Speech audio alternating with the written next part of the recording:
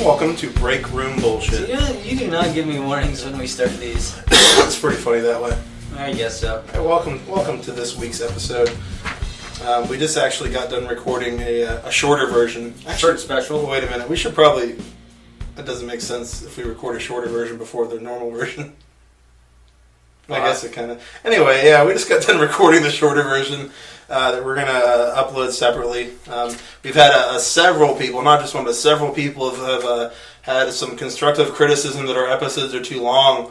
So we released a shorter version of the show just for them. It's just a little bit shorter. It's not really that short. What do you think it ended up? Maybe...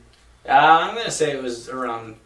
Maybe 2.5 minutes. That doesn't sound right. Okay, too long? We can't have a whole episode that short, could we? Oh, wow. We fit a lot in 2 minutes then, I guess. That's impressive. I can do a lot in 2 minutes, Dave. Yeah, all done. So we're dropping that separately, so go ahead and check that out if you think our shows are too long. That was probably the perfect length for you. All the same content that's in here. We just cut out all of our bullshit of talking and unnecessary talking. Yeah. Like our opinions basically are completely stripped away. Yeah, so it's actually probably way better of a show. I mean, my opinion sucks. But the short version of the show is probably way better than this show, right? I mean, yes. If you say so. Yes. Yeah, so the short version is on SoundCloud, which is where you found this, or on Twitter. Our Twitter is @BreakroomBS1. That is @BreakroomBS, the number 1.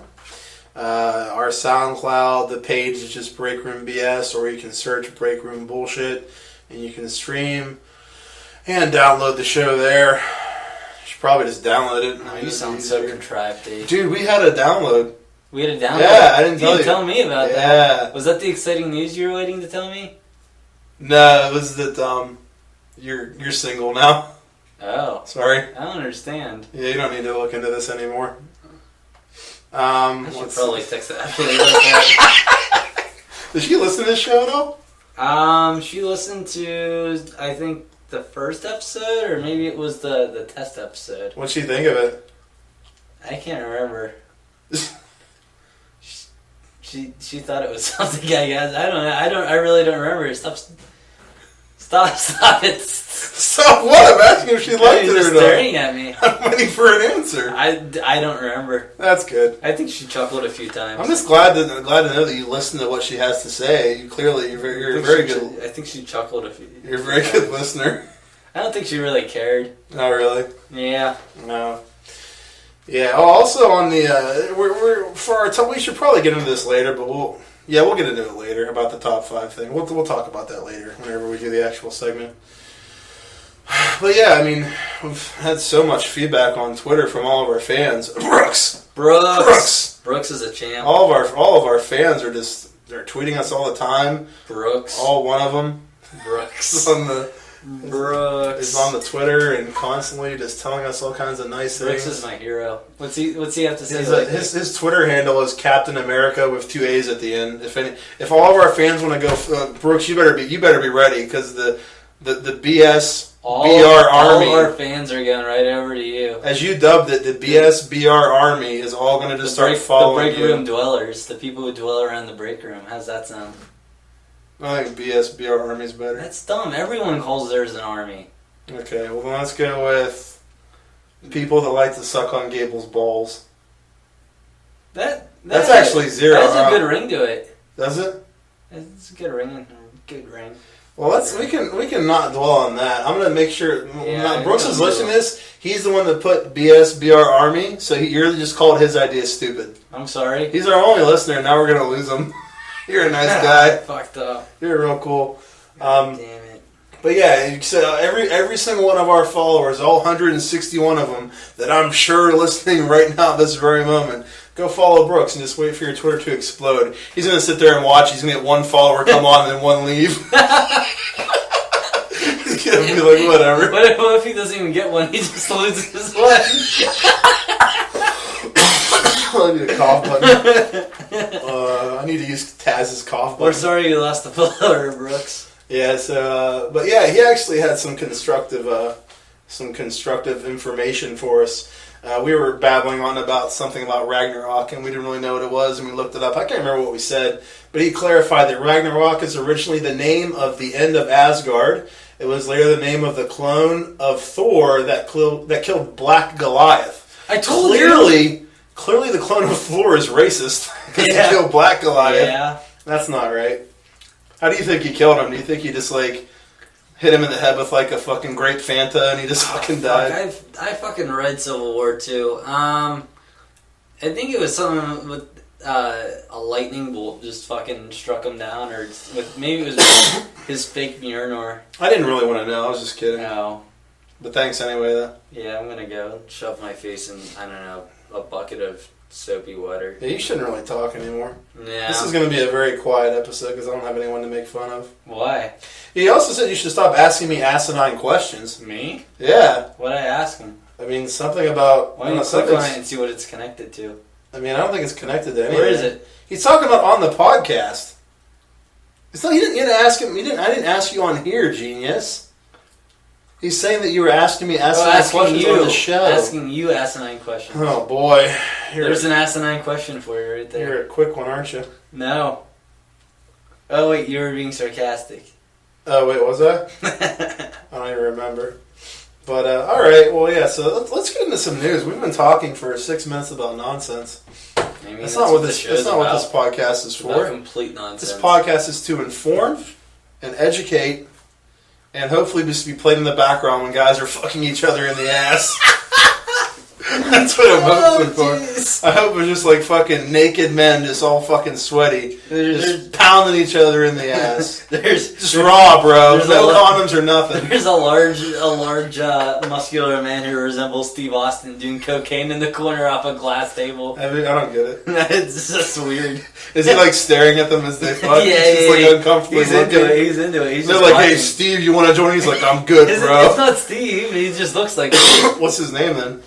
Philip. Probably Bruce. That's a gay name, right? Philip Lamar. Philip Lamar is okay. Isn't you probably shouldn't say that? Isn't he a real guy? Yeah, but he's not the dude. Lamar's a common last name, and Philip's a common. Yeah, but Philip Lamar is a black guy, isn't he? So we're good. This is a bald white guy. This is a bald white guy who looks like Steve Austin. Okay, so this is a bald white guy looks like Steve Austin, and Philip Lamar is just fucking. Is he jerking off or just snorting coke? He's just snorting coke and watching.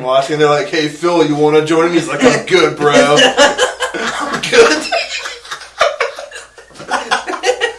And then he rides a tricycle around the road. Is he like fucking ringing the little bell on it? Yeah, and he has a jigsaw mask on. Is he ringing the bell in like the rhythm of them fucking? He has a jigsaw mask on. He's just like, "Let's play a game." They're like, fucking. And then he stops occasionally to get a line in. Do you think he shows something on like a TV like Jigsaw used to do? No. He just like puts on the TV like straight porn just to fuck with them.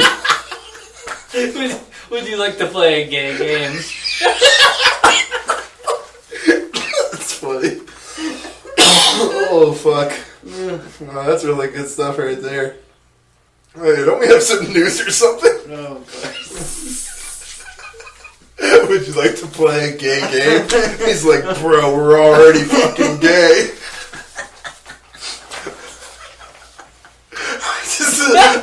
It's probably this is a Kevin Smith podcast. Dude, it's a like the two guys, it's like fucking like Hulk Hogan and Chris Hemsworth as Thor just going at it. Thor has fucking Mjolnir as he's not the actual actors, but people who resemble them. Yeah, exactly. Completely different names. Someone that looks exactly like Chad and Marcus. No, like maybe it's Brian Hemsworth and Bulk Hogan, maybe. Maybe that's what it is. Brian Bemsworth. Brian Bemsworth is just giving it to Bulk Hogan. Right in his bum. And Bulk Hogan has like one of those Bulk Hogan has one of those little when old people take their pills, they have those 7-day things. He says a little 7-day of his vitamins. Bulk Hogan's fucking taking his vitamins while he's getting it in the ass. Dude, I can't wait for my mom to listen to this. Holy shit. Oh, that's good stuff. And fucking, what's Thor's name? What was his name? Was Brian Bemsworth? Brian Bemsworth. And Brian's like, bro, it's Tuesday, not Wednesday. You're in the wrong day. You're taking your B vitamins. Why? The fucking head hurts. Fuck, let's get into some news here. Alright, we got some news going on. This is a perfect segue. Let's start off with Marvel, so it's somewhat of a segue. Alright, let's go from Brian Bemsworth fucking guy in the ass to James Gunn. Okay, so here's some news. James Gunn addresses how Vin Diesel will voice Baby Groot. A question has lingered with Guardians of the Galaxy fans regarding the upcoming sequel. How could Vin Diesel in his gruff voice... Gruff voice. Yeah, that says a gruff voice. Bim Diesel. Bim Diesel. Enter the fourth contestant. No, he's just standing over top of him just jerking off. Wearing like a fucking Furious 10 shirt. He's like on the phone with Furious the Croc. He's on the phone with the Croc. Brooks will get that one, the Croc. He's on the phone with the Croc. So what did Bames Bun have to say? Bames Bun, he was saying, let's see, how could Vin Diesel in his gruff voice provide the dialogue for the child version of his character Groot? Without going into the details of how computers are capable of changing pitch, Gunn addressed the issue, quote-unquote, online. In his response that you're supposed to have ready for us, which you have on your phone that's not even over That's here. a shame. You should hand me my phone. You're doing a great job. It's Where's your over phone there. at? Okay, you clearly were prepared for this. This is why I said to write it down, but you wanted to take a screenshot. I of wanted to screenshot it, yes. So this is James Gunn's response to that question. James Gunn's responded in such a way that he said... Harder. He said... Harder, Brian, harder. Come on, dude. You don't think the guy that plays Homer Simpson talks like that all the time, do you? Vin is an actor capable of doing all sorts of voices. Okay, so I have never heard Vin Diesel's fucking giant catalog of voice work. I could be completely wrong. I've never known him to be a voice actor that does all kinds of different... Okay, that's stupid. He showed me a gay picture that I have no desire to see of him looking stupid. Yeah, I don't know. I mean, we actually tweeted James back and said... What did our tweet say? Something along the lines of, just so you know, the girl that plays Lisa Simpson does sound the same all the time, so it's a valid question still. Yeah. And we could have said, you know, the name of the girl that played Lisa, but since he doesn't know the name of the guy that plays Homer, what was the point? Yeah. So I don't know. His answer was a little too smart-ass, necessary in my opinion. But so apparently Vin Diesel's just going to sound like a baby Groot, and it's that simple. Moving on. Dude, do you ever think that Brian Bemsworth has to use a baby voice? That's really weird, right? This is getting disturbing. Okay. So instead of having like the gruff voice, he's like, "Hey, Buck, you like how this feels?" Why does he sound like that? I don't know. What's wrong with you? That sounds more like Tally. I don't even know who that is. You know who Tally is. Oh, Tally. Yeah. I think he said Tally. Like Don't T-A-L-L-Y. forget to bring the towel. Tally. Yeah, Tally. Yeah. Alright. Jeff Johns talks Justice League adjustments. Film will address deadly bat behavior. That's bat behavior. So I lost my voice the other day when I was cleaning. How does that make sense? Cleaning what? My house. I was vacuuming a lot. And I kept knocking up all the dust? Yeah, I kept sneezing. You got all that dust knocked up. Yeah, I kept sneezing because of the dust, and then I lost my voice, and I was like, this is dumb. You know what happens when you don't use protection and you don't cover up? You get dust knocked up. All the dust got knocked up. I'm not understanding what this means. I can probably hear you chewing that gum just so you're aware. Okay, that's disgusting. You spit it in my mouth. Why'd you do that? It actually tastes pretty good. I remember an occasion where I was with a couple of my friends, and does this have anything to do with the Justice League? Well, the Justice League. Were they your super friends? The Justice League's pretty gay, right? So yeah, I think one of us. I may be wrong, and I think Brooks might have been there. He might be able to tweet us about this. I think one of us found some gum on the ground and then proceeded to eat it. And then we passed it between all three of us. That sounds pretty gay if you ask me. I might be wrong. One of us might have had the guy. I can't remember. He's going to be like, what the fuck is Dave talking about? We're expecting a tweet from... He's like, I thought he was going to talk about a time that we were like sucking each other's dicks in the car. Like, what does he mean, ate each other's gum? But maybe it's code for sucking dick. Probably. 37 dicks. What was I talking about? Oh yeah, speaking of sucking dick, let's talk about the DC cinematic universe here. Yeah. Or do they call it the DC expanded universe? Yeah, I don't know why. That's really dumb. They can just be normal. In an interview with the Wall Street Journal, Jeff Johns opened up about the changes coming to the cinematic DC EU. Mistakenly in the past, I think the studio has said, oh, DC films are gritty and dark, and that's what makes them different. That couldn't be more wrong. It's a hopeful and optimistic view of life. Even Batman has a glimmer of that in him. If he didn't think he'd make tomorrow better, he'd stop. Now, we discussed this earlier. There's nothing wrong with the tone of these movies. Like, the movies aren't bad because they're dark and gritty. They're bad because they're horribly written. Dude, like Batman vs. Superman, you're having two heroes that people look up to fighting against each other. You expect it to be really fucking dark at that point. Do you not? Yeah. The issue isn't the fucking how dark it is. The issue is Martha. The issue is Martha. Oh no. She's gonna die. The issue is Martha. The issue is Jesse Eisenberg. The issue is a number of other things we're not going to get into. Yeah. The issue is Zack Snyder first and foremost. Yeah. That guy needs to fucking die with a cock in his mouth. Was he like in charge of any of the writing of this, or is he? I don't know how that works. In Justice League? No, BVS. Okay, you can just call it Batman vs. Superman. Just with the times, Dave. We're on Okay, Twitter. it's stupid. We're on Twitter. We act like teenagers. Don't fucking forget it. I don't want to do that. You already sound like a teenager. So you're right. I sound like a whiny emu bitch. Yeah. Like I say emu. I always say emu. I always say emu. Instead of ostrich. I don't say emo because I want to acknowledge that they're an actual fucking, like, whatever the fuck they think they are. Ostriches need acknowledged sometimes. Yeah. All emus are fucking, like, besides ostriches, all emus are fucking, like, goth wannabes. That's all they fucking are. They're fucking stupid goths. They're goths, but just lamer. Are you saying this because of the South Park episode, Dave? I fucking thought this forever before the fucking South Park episode. Alright. I believe you. And I've always thought fucking emus were fucking dumb. Fucking... Fuck you, man. Don't try to fucking make me who I am. Don't try to make me what I am. The outlet reports the following fan reactions to BVS DOJ. The TT of H&P was accelerated for the hero's next BA. Is that cool? Was that fucking good enough for you? Yeah, you hit the nail on the fucking head. I hate you. Now, what did you say?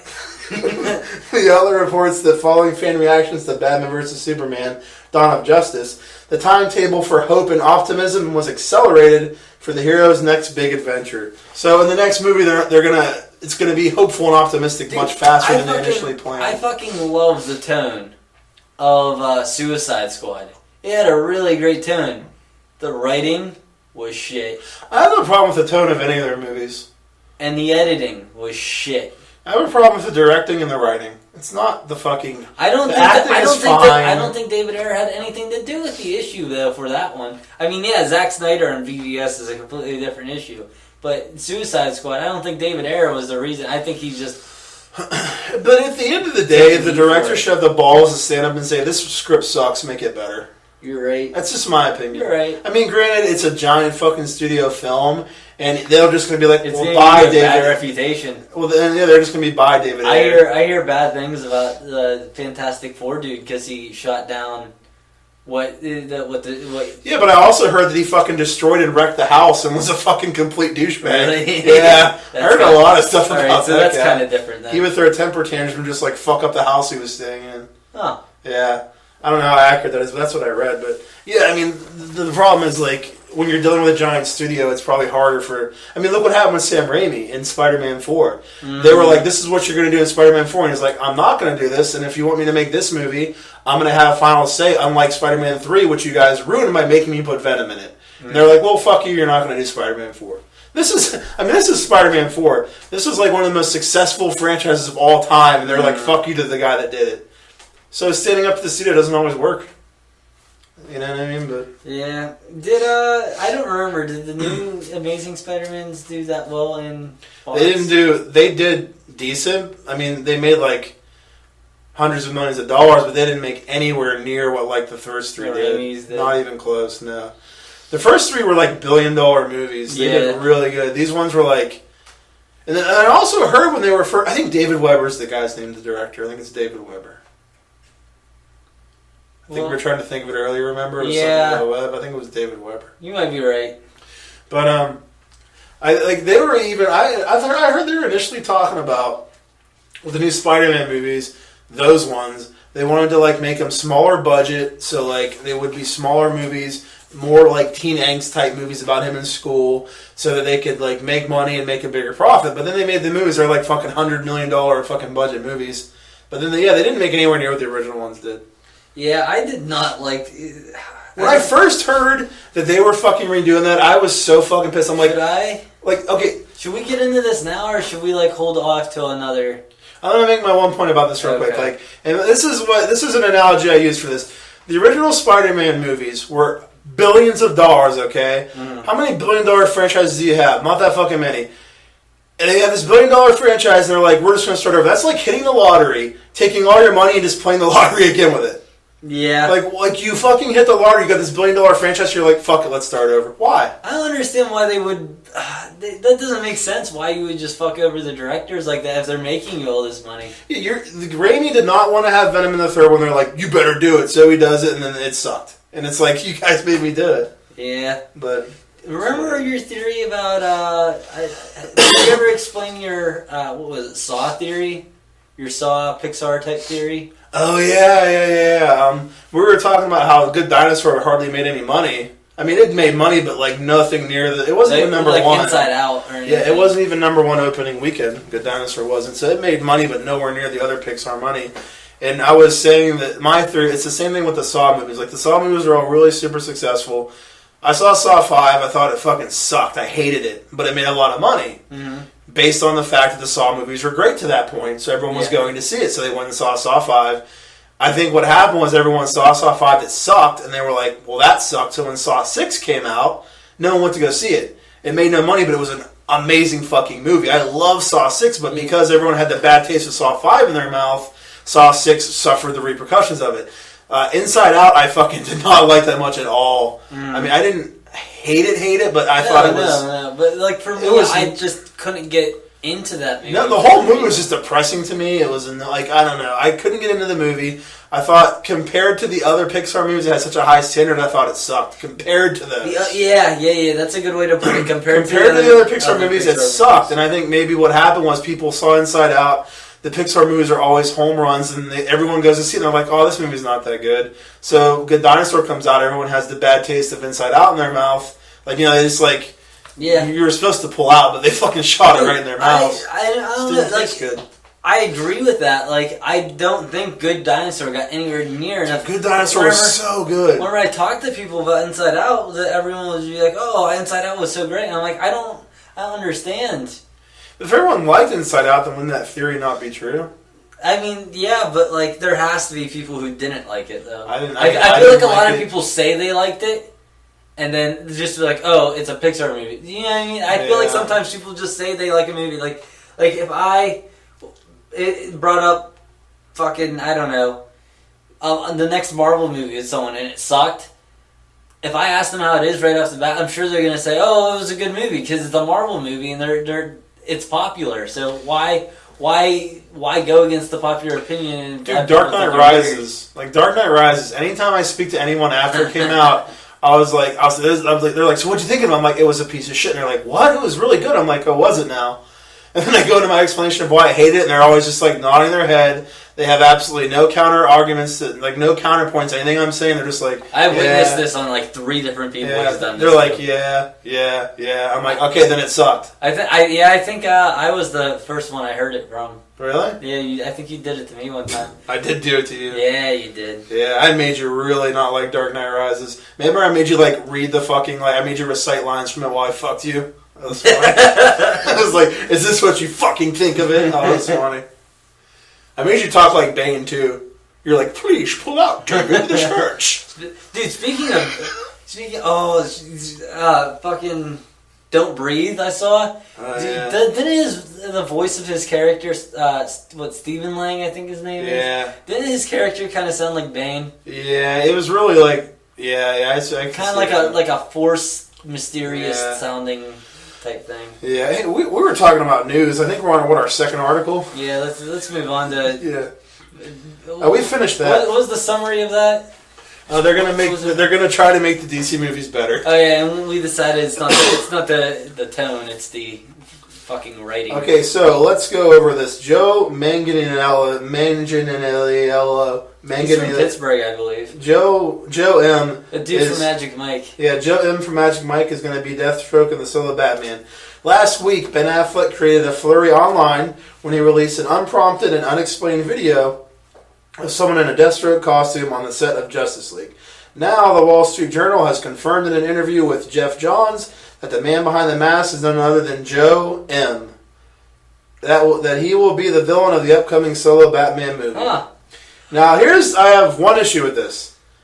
Okay, he was played by Will Smith in Suicide Squad.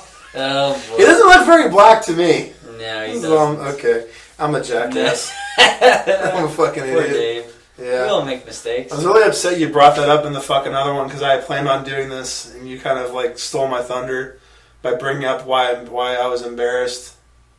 Mm-hmm. Remember earlier you brought it up. You're like, oh yeah, that's why. Well, because you're like, wait, what happened that I embarrassed you? And I'm like, nothing. And I was trying to move on so you wouldn't bring it up. You're like, oh yeah, the Deathstroke thing. I'm like, you fucker. There's gonna be a callback, and you just fucking stole my thunder on it. That's fine. I'm just fucking with you. I'm sorry. You should be sorry. I'll kill you. Yeah, so that's all for that. He's going to be Deathstroke. That's exciting. Fox picks up DC's Black Lightning. I believe we talked about Black Lightning before. I remember watching Static Shock as a kid. Dude, I feel like an old person. Like, I really don't remember if we had this conversation or not. Dave looked at me whenever we found this, and he was like, did we talk about this already? I was like, the Black Lightning. I'm not sure. I don't remember. So if we talked about Black Lightning, cool. Then you know what we're talking about. If not, then go read up on Black Lightning and come back and listen to this afterwards. I don't know anything about Black Lightning. So apparently Fox is picking up the Black Lightning TV series. There's a pilot production commitment. So I mean, all they're doing is producing a pilot for it. Doesn't necessarily mean it's going to be an actual show. Yeah. But yeah, this is the third one after Gotham and Lucifer, which I didn't even know Lucifer was a DC property. Yeah, I don't think Fox is going to mess. Never mind. I don't know. All right. I just like seeing the DC TV shows stay on CW because I like them being all intertwined in one universe. But okay, so here's what we're gonna do now. We're gonna play a little game here. Gable thought he was gonna do something funny. He tested this out on several people. No one thought it was funny. So now we're gonna test it out on all one of our listeners. I remember when I started reading this to the first person I was testing this on, and they had no reaction happening. I'm just looking around at the other people who are also listening, and I was like, I really wish I never started reading this.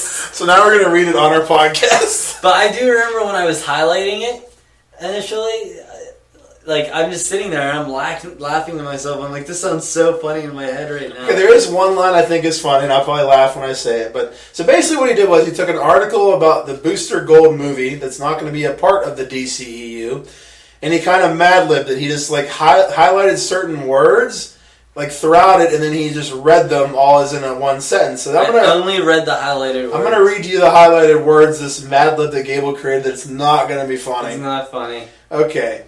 Greg Berlanti is no superhero. Having created continuity, Berlanti confirmed his involvement to Big Vulture Movies. Worlds. Or Worlds, yeah.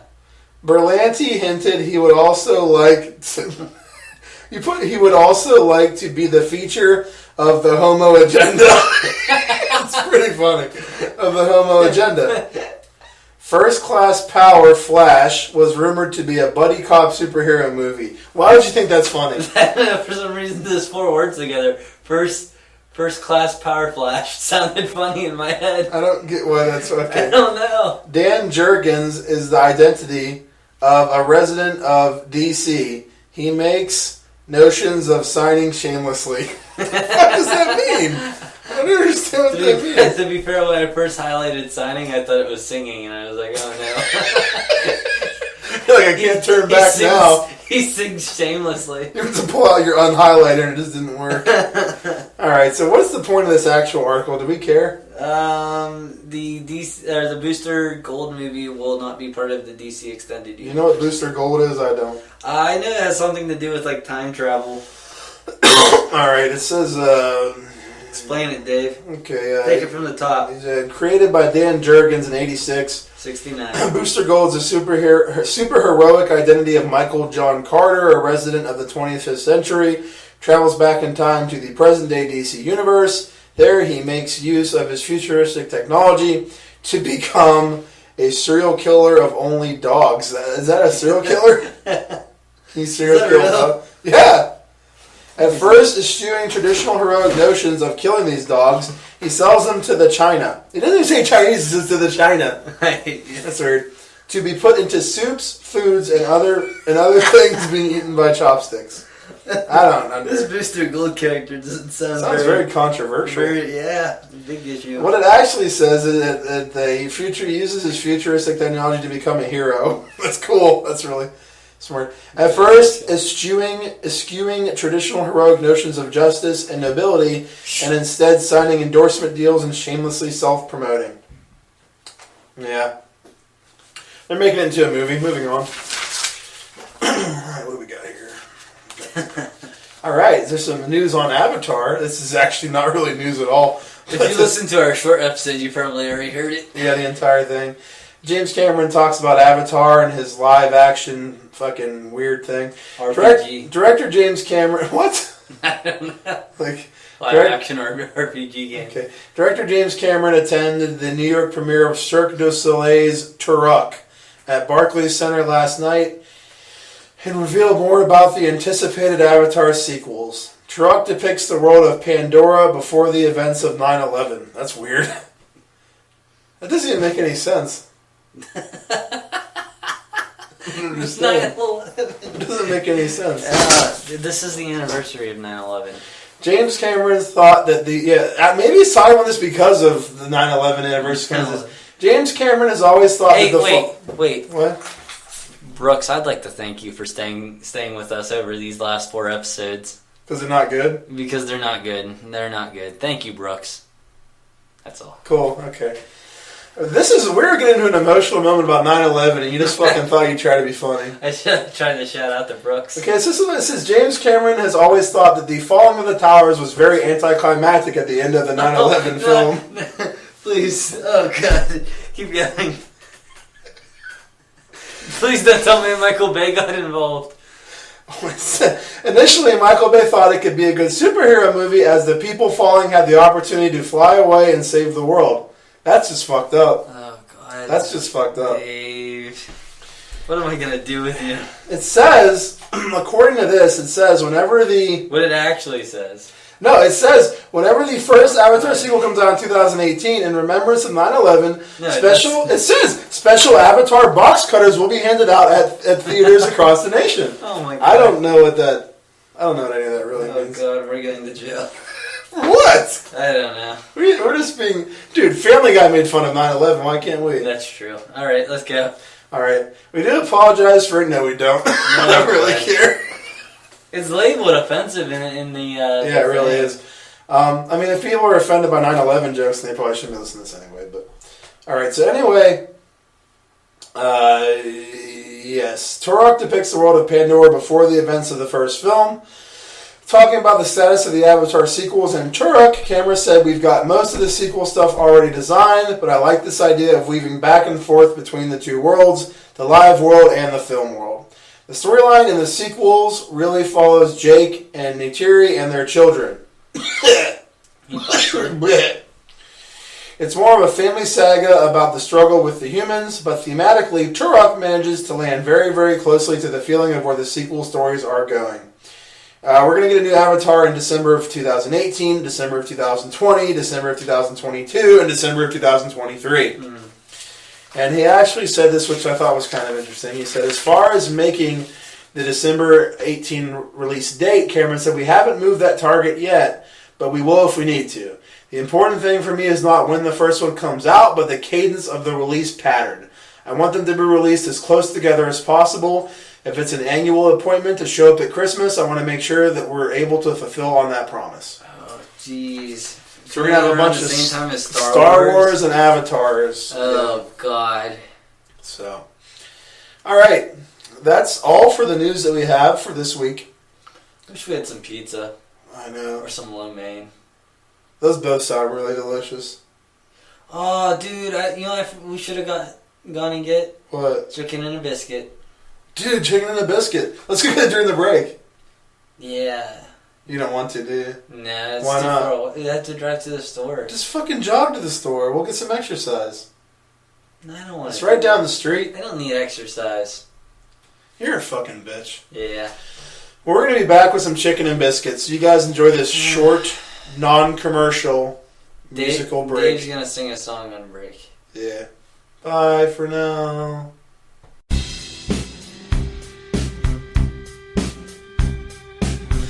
All right, well, welcome back to the show. Oh, there we go. Yeah, That's normal. better. Okay, yeah, we just had a technical issue. We recorded for about 8 seconds. And then deleted it. We deleted it. Yeah, we did not get any chicken biscuit things. No, we did not, as we stated in the previous recording. Because Gable said it would take too long. So instead we sat here and got paranoid that our 9/11 joke would get us fucking thrown in jail and put on a watch list. Yeah. So we sat here trying to debate if we should cut out our 9/11 joke. And then we decided, it wasn't that bad. And then Gable kind of tried to mess with it and edit it, and it was a waste of time. And we said, hey, it was just a joke, so big fucking deal. When we decided we're just going to leave it in because these are all just jokes, mind you, people. They aren't like meant to be like serious like statements or political statements or anything like that. Like they sound like bitches right now. I mean, I'm just saying, like we're not like out Although there. we do fully support Hillary. I'm kidding. I don't support either one. No, I was gonna. You're undecided, right? Yeah, I was gonna put out a. I'm also technically undecided. But. I was gonna put out a tweet that said like Hillary Clinton equals giant douche, Donald Trump equals turd sandwich, like that fucking South Park episode, because it's so fucking spot on. No, I'm moving this mic back a little bit. It seems a little loud. Does it? Sorry, guys. I bet that sounded really good. That's a little better, I think. Yeah, there we go. Will we edit that out? Absolutely not. No way. So instead of getting some delicious food, we sat here and listened to Paranoid Gable try to edit this podcast, and we decided not to do it. So, why does it say 36 minutes? What's going on with this? That's weird. Why does it say audio position 36 minutes? What's going on now? Oh boy, I'm scared. Are we gonna have to restart here? We're gonna pause this. Dude, I bet you it started right where. Okay. Hold on. Alright, yeah, it's good. We figured it out. It's all good. Hopefully. Hopefully you're not recording this whole segment for nothing. Dude, how come whenever we were looking for, trying to get the shit pulled up on my phone, you just didn't hit pause real quick? Because it's not as funny. No. It's not as funny as I make fun of you for not being properly prepared. You can't publicly flog me. No, not if it's paused. It's flogging. I can't flog you if it's flogging paused. does.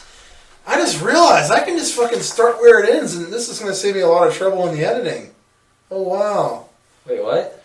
Like, whenever I edit it, I have to keep moving the whole fucking things into position, but I can just start recording at around the end of the last one.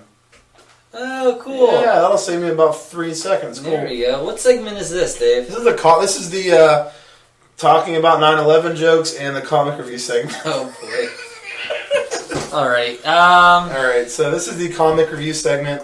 Gable's going to go over something that he read, which is probably a comic, or maybe some sort of novel that's graphic. Graphic novel. Oh! Yeah. On Marvel Unlimited, they just put on a whole bunch of original graphic novels, and that basically means it's not connected with any story going on with Marvel. It's just an original writer's idea for a story regarding that character. So they just basically take Daredevil, do they use his established, the way he's been established as canon? Yeah, his whole backstory mythos, is taken. His whole mythos is there, yeah. But they just take an original story that has nothing to do with the rest of the series and just do a story. If there's like a Secret Wars, it has nothing to do with anything going on with the crossover events. I gotcha.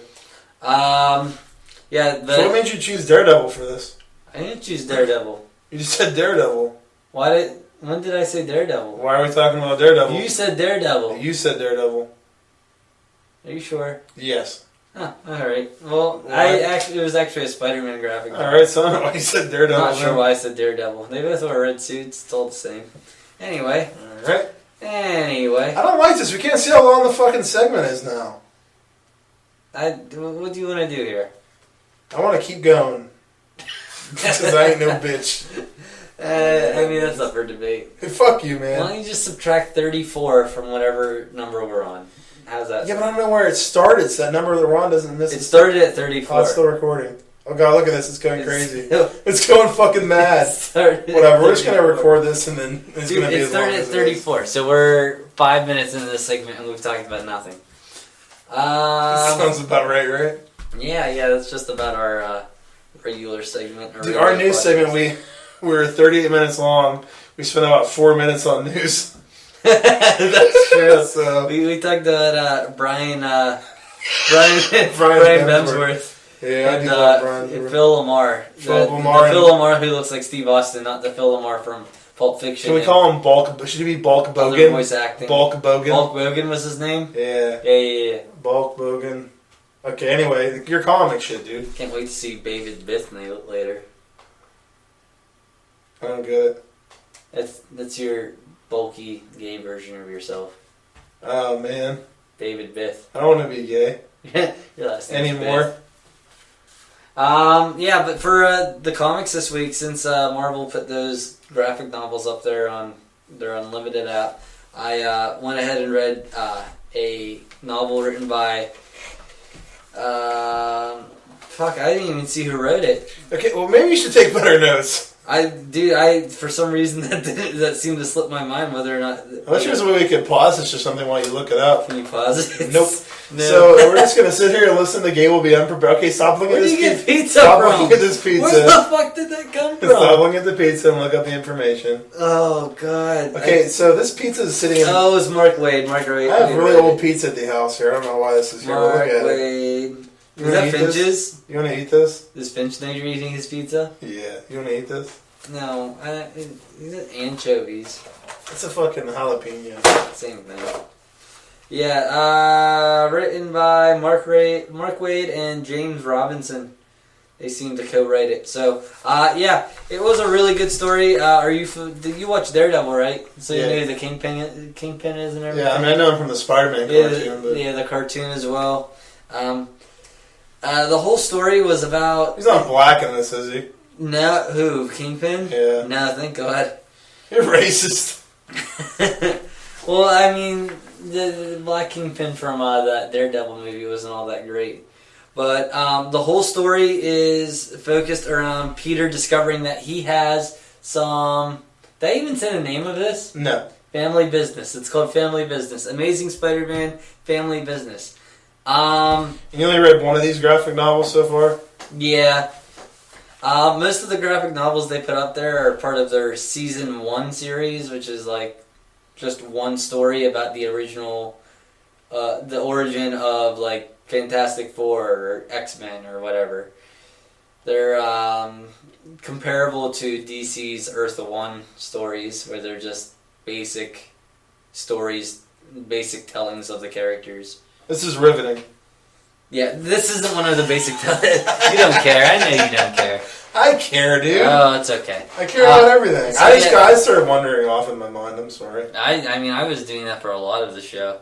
Wait, what? What? Hey, so Family Business focuses around Peter finding out that he has a sister.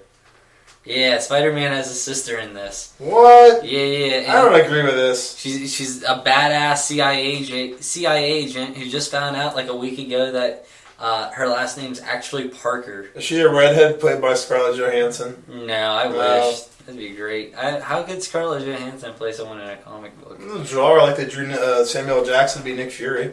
I win this round. Yeah, how's it feel, right. chump? You're right. Expert on comics. Dude, I just want to say I really, really like this comic. It was really good. You're just like so. You're like I really, Dave, really like this comic. You don't understand. I thoroughly enjoyed this comic cool. that I read. Wait, why'd you say like you're a fucking? I said it more monotone that time. I tried not to put any emotion in it. Yeah. So it was really good, huh? Yeah, it was really good. I hope you have more than just that. I just read that like 47 times. Really? And then for some reason I started writing all work and no play makes Jack a dull boy. Why would you do over that? And over and over That's again. weird. I sent a text to Jackie. I was gonna tell her to fucking to show it to you. I think it was when I was at my mom's. I was like, man, trying to sort out this stuff with my mom is getting me so frustrated. I just want to bash my brains in, bash them right the fuck in. And she's like, why? And I was like, it's only Gable. Oh no, I'm sorry, Dave. I don't know why you're apologizing, other than the fact that you're wrong. Yeah, but the main villain in this is Kingpin. And at the beginning of the story, you see him like seeking out. Is Kingpin like supposed to be Spider-Man's main bad guy, like main villain? In the story is if I had to name like overall, if I had to name the main villain for Spider-Man, it'd Goblin? probably be Green Goblin. Okay, either that or Venom. Yeah, you know? That's true. Well, Venom probably hasn't been around as long though, has he? Wasn't he a newer one? Yeah. Well, yeah. I think he was 80s, like around like 83. So you're wrong then, huh? I just said I just agreed with you. What are you talking about? How can he be a main villain? He's only been around since the 80s. Isn't Spider-Man been around since like the 1820s? Well, why does he have to be like there from the beginning to be the main villain? Doesn't he have to be established longer to be the main guy? I mean, it's been what 30 years now. Is that long enough for you? Not in the 30 years long enough for you, Dave? Not in the grand scheme of Spider-Man's existence. That's true. It's more like 60 years. Is that what it is? I think it was somewhere around like 60. I'd have to look it up. All right, moving on. Wish we could pause it and look it up real quick. I wish. That's a shame. Moving on. Technology can't do that. Yeah, we need to yeah, but basically the entire, like I said, it focuses around Peter's family lineage. And do you remember in Amazing Spider-Man how his parents were like CIA agents? Yeah. I don't know if I hated that. I don't know if that. Yeah, I wasn't a fan of that either. They played it really well in this one though, because they kind of tied it in with his sister. His sister trying to find out why she was separated and not put with Peter at Uncle Ben and Aunt May's house. So, you know what the problem I have with that is? What, the agents? Yeah. That like, no one seemed... it wasn't a bigger deal before. No, the problem I have with that is Stanley's always said, like, one of the reasons he thinks Spider-Man is so insanely successful is that so many people can identify with, like, the teenage boy at school that's, like, a dork and all this, and he's really identifiable. Who's identifying with the kid who had fucking CIA agent parents? Yeah, it kind of contradicts what makes the character popular. Exactly. I completely agree with you. I thought the stuff they did in that Amazing... I don't know if that originated from the regular comics or not. Yeah. But I definitely did not like it whenever it came out in the movie. But in this particular oh boy, I'm not even talking. in this novel, it definitely worked well with what was going on as far as the plot goes. Yeah, but I mean, I think it's forgivable and like it's this offshoot graphic novel, but not for like. Yeah, like not main. Like if you're gonna tell me you're gonna make this part of the main Spider-Man story is him trying to learn more about his secret CIA parent.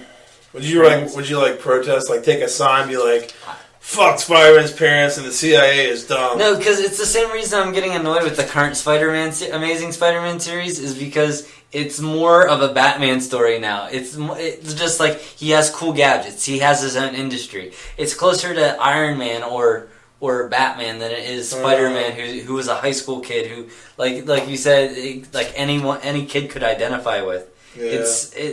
Which I think is another reason why they're bringing back, or not bringing back, but they're adding Miles Morales, because they can start fresh with a different character and at a younger age. So Spider-Man moved on to this like big head of a corporation before they even introduced Miles Davis. Dude, I was just reading like Invincible Iron Man, and Tony Stark needed to contact Peter for something. He's like, I don't want to contact him. He's beating me at everything I do as far as business goes. And I'm like, that kind of sucks.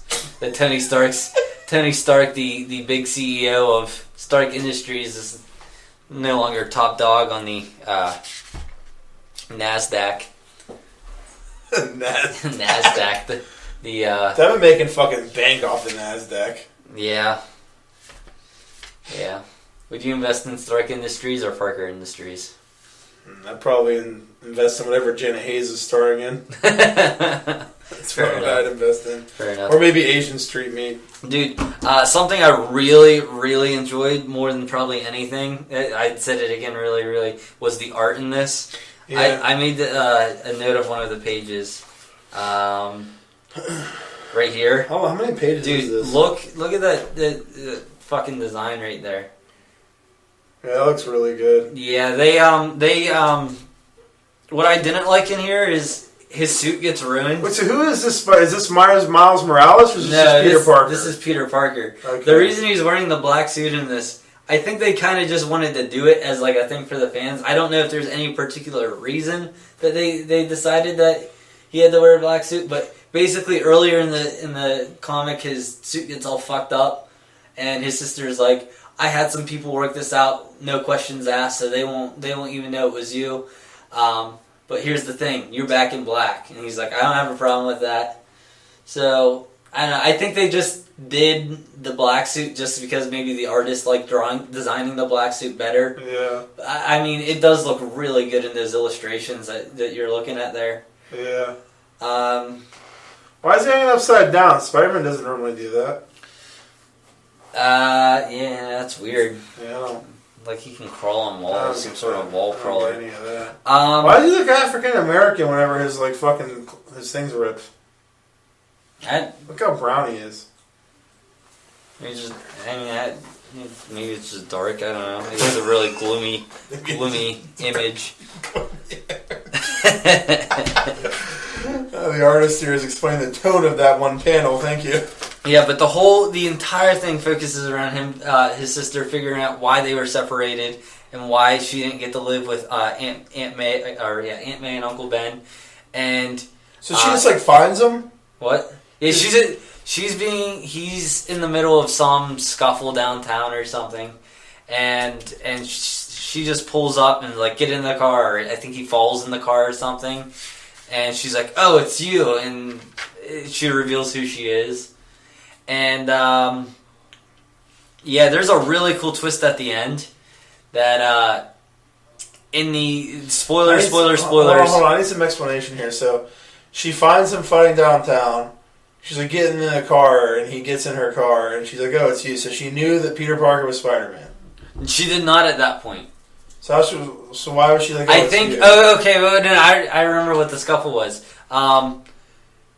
I guess Kingpin had some people after Peter and visited at his apartment, and he jumped out the window or something and was planning on Spider-Maning away, but ended up falling into her car somehow. Oh. Yeah. Okay, I gotcha. So she just thought it was Pete who fell in. So, yeah, but later on, here's the spoilers. What I really love about the twist at the end. You know, some things with twists make it much better. Yes, I really think they do. Yeah, because you don't expect it, and it just hits you up there. Cool. Fuck! I did not think that was gonna happen. What's his name? Kingpin. He was at the beginning of the issue or comic. You see him visiting a villain. Is he their dad? What? Is he their dad? Who? Kingpin Parker's dad. You see him visiting a villain called Mentallo in jail, and I guess he has the ability to project thoughts into your head and just mess with your memories. And he basically has him, forces him to you find out at the end that she forces him to put the thought into this girl's head that all this stuff about her being Peter's sister. So she was never Peter's sister the entire time, and she wasn't even in on it. Dude, it was a complete mindfuck when they revealed it. I should, like, whenever they first showed Mentallo in there, you kind of should have assumed it, but I did not. They did it just enough to, like, not make it too obvious. Yeah. What I did not like about this is the epilogue to it. After everything's all said and done and Kingpin's been defeated, there's an epilogue of one of their parents' old friends. Well, not their parents, Peter's parents' old friends, analyzing the DNA off her cup. And you see him like doing DNA testing, and he's looking down at a microscope. And while it's flashing between frames of him doing the test and a flashback to his parents talking, and Richard says to Mary that he's like gonna protect the three of them, and she's like, 3, huh? And they both look down at her stomach, and it also goes to the scientist being like, huh, interesting. And I'm like, that's a really fucking open-ended thing. So you're gonna tell me that she was his sister the whole time? So Peter got his sister pregnant? No, Mary is his mom. Oh. Richard and Mary. You got his mom pregnant? No, fuck. There was more than 3 of them in the family. Besides Peter. What are you missing here? I'm confused. God damn it! This is frustrating me. I'm sorry. I'm not making this up. I just got confused. The guy took one of the cups that Teresa was drinking from. The Teresa, one that the thought sister. he was the sister. Yes. Okay. And he took it for analysis to figure out if she really was the sister. Because as far as he knew, she was, but he was just checking to see, like, checked her story. And you see him look down at it and be like, huh, interesting. And at the same time, you're seeing a flashback of Richard and Mary talking. And something about... yeah, he's talking about the 3 of them living together, happy or whatever. And she's like, you mean... she's like, the 3 of us, huh? And they both, like, grab her stomach at the same time as if there's another child on the way. And I'm like, who the fuck is the 4th one? So the entire thing was building up to me believing that it's his sister. They say it's not. Then they say it's not. Now you're going to tell me it actually then was. Maybe it is. Like it just kind of like there was this cool twist, and you just kind of like ruined the twist. Kind of took the steam away from it. Yeah, I get what you're saying. That's kind of dumb. They shouldn't have done that. Yeah, dude. If they didn't have that epilogue in there, I would have said this was like a 10-star graphic novel for sure. But that definitely bumps it down to like at least 8. It's like in a movie when they kill off the main character and then just bring him back to life 10 minutes for no later. reason. I'm like, all right, or you could have left him dead because now you just lost all the impact of what happened. Yeah. Just like the end of Dark Knight Rises. Yes. Or like the end of Star Trek Into Darkness when they killed Kirk and brought him back, which pissed me off. But anyway, yeah, I think that's kind of dumb. That's kind of a cop-out ending. Yeah, I did not like the ending. What honestly happened when you were reading that, I was kind of just spacing out, and I didn't. So that's why. That's why I had to have you repeat it because you were just going on, and I heard Richard, I heard Mary, I heard pregnant, and I was like Peter, and I was like, wait, he knocked someone up, and I was like, what's going on here? Don't worry, I zone out a lot sometimes. I get it. Now it all makes sense to me. I understand now. It all makes sense in the end. I may have explained it poorly. Yeah, that's definitely for sure. Mm-hmm. I'm kidding. I explain things poor all the time. That's it? Yeah, that's all I have for comic reviews. What the fuck? That's all? It's 20 minutes. That was nothing.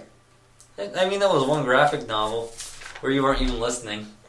I was listening for most of it, except for just the very end. There was a cool giant Nazi bot. There's a giant Nazi robot they got to fight in there. Was he gay and black? He was protecting gold. Was he Jewish? No, I just said he was a Nazi bot. Maybe he was a Jewish Nazi. He had Jewish gold. I mean, there were Jewish Nazis because didn't they like turn on the Jewish people and join the Nazis to sell out their own people or something? I mean, to survive, I guess you gotta do what you got to. I turn on white people in a heartbeat. I don't give a fuck about white people. I'll join the Black Panthers tomorrow if I have to. I don't even like white people. Not love us. That's all I got. I mean, I did, if you listen to the short episode, I did do a review on the Black Widow comic. What'd you think of that? I meant exactly what I said in that short review. The entire comic was 22 pages of Black Widow being chased while she was, like, running. She sit on a single person's face. Yeah. What's the point, then? Dude, does she have big titties? Like, the entire thing was just... Okay, that's an important question. They're mild. What size are they? Mild? It's like a fucking salsa. They were either mild, medium, or hot. They're spicy. They were spicy extra titties. Spicy. Those titties are extra spicy. Dave couldn't handle them because he's a bitch. Couldn't handle them extra spicy titties. Oh boy. Anyway, what were you saying just now? Okay, waiting for you. Yep. But yeah, it was just like it opens with her starting to run, and then one of the Shield's people is like, "Get Black Widow. We can't let her escape. She stole something." And then it was like just 20 pages of her running, jumping out of a plane while they're still pursuing her, landing, running again. That was the end. I was like, I didn't really get anything from that. The only important dialogue was at the end whenever one of the S.H.I.E.L.D. agents that she just defeated was like, "I hope it's worth it," and she's like, "So do I." So I guess I have to stay tuned to know what she stole. They like fuck her or something? I don't understand. I wish. What the fuck? Alright, well that's it for that, huh? Oh, I did notice whenever I was reading that. This? I noticed whenever I was reading it that there were spots where swear words should have been, and I don't know if it's because it's on the Marvel Unlimited app, but Marvel Unlimited doesn't put any of their... what are you doing? I got fucking cum or something all over my shirt. What the fuck is this? Marvel Unlimited doesn't... I'm losing my train of thought. Well, get this shit off. Marvel Unlimited doesn't put fucking swear words or something. Yeah, like, I noticed, there was a bunch of, like, where swear words would be, it looked like someone took, like, a Sharpie and just wrote over like, redacted? Yeah. Like, when you read, like, fucking military files, and there's just black spots under names, and, like, the name's been redacted. How often do you read military files, Dave? I know in movies, I know. I was reading a lot of, what? What? What did you just say? Movies. No, I was reading up hardcore on the Columbine thing that happened. Like, I was reading, like, all the police reports and stuff, because none of it made any sense, because, like, numerous people said there were more than 2 shooters. Like, numerous people said there was at least a third person shooting up the school. Like, tons of people said this. And then, like, the names of people were just redacted and blacked out. That's why, like... Huh. Yeah, it was fucking crazy. I don't know anything about Columbine. Yeah, you don't know about those 2 high school kids that got pissed off at being bullied and shot up their school? I mean, I heard, like, that it was, like, an incident. I didn't really know exactly. Yeah, it was weird reading about, like... I knew about the Virginia Tech thing. Yeah, that's not as cool. There's no files about Virginia Tech saying that it was all... I don't know, it's really weird. I love conspiracy theories. They're so great. Dude, they're interesting as hell. And then if you look at the picture, because the 2 guys killed themselves in the school, if you look at the picture of their dead bodies after they, like, fucking shot themselves in the heads... Like, it makes no sense the way they're laying and the guns they used that they could have killed themselves. Like, it looks like someone killed them. It's fucked up. But yeah, it's weird. There's, like a lot of people reported Maybe to the police. They killed each other. Maybe. At the exact same moment. Yeah, like, a lot of people reported to the police. They even described a third shooter, and, like, a lot of people gave the same description, not even, Why would they even hide something? I don't know. That doesn't even make any sense. I don't know, but it was really weird.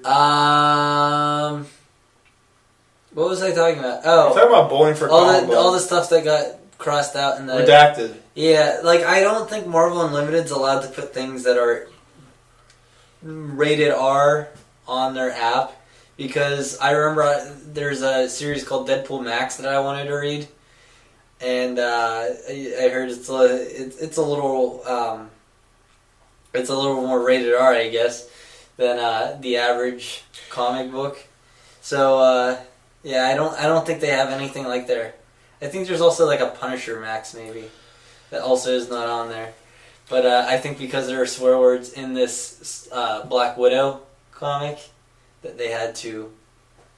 I'm kind of interested about it. There's not really rules or anywhere. Dave, do you have something to say? Yeah. So have you read these things? What you read that Stephen Lang's up for the role of Gable? We didn't talk about this. Well, yeah, I don't know if he's being considered by studio, but he really wants to be Cable from what he says on social media. As I mentioned before on the podcast, Kevin Nash mentioned that he was one of like 3 finalists up for the role. Maybe Stephen Lang's one of the other ones. Yeah, to be honest, I don't think it's going to be Ron Perlman, although I would like it to be.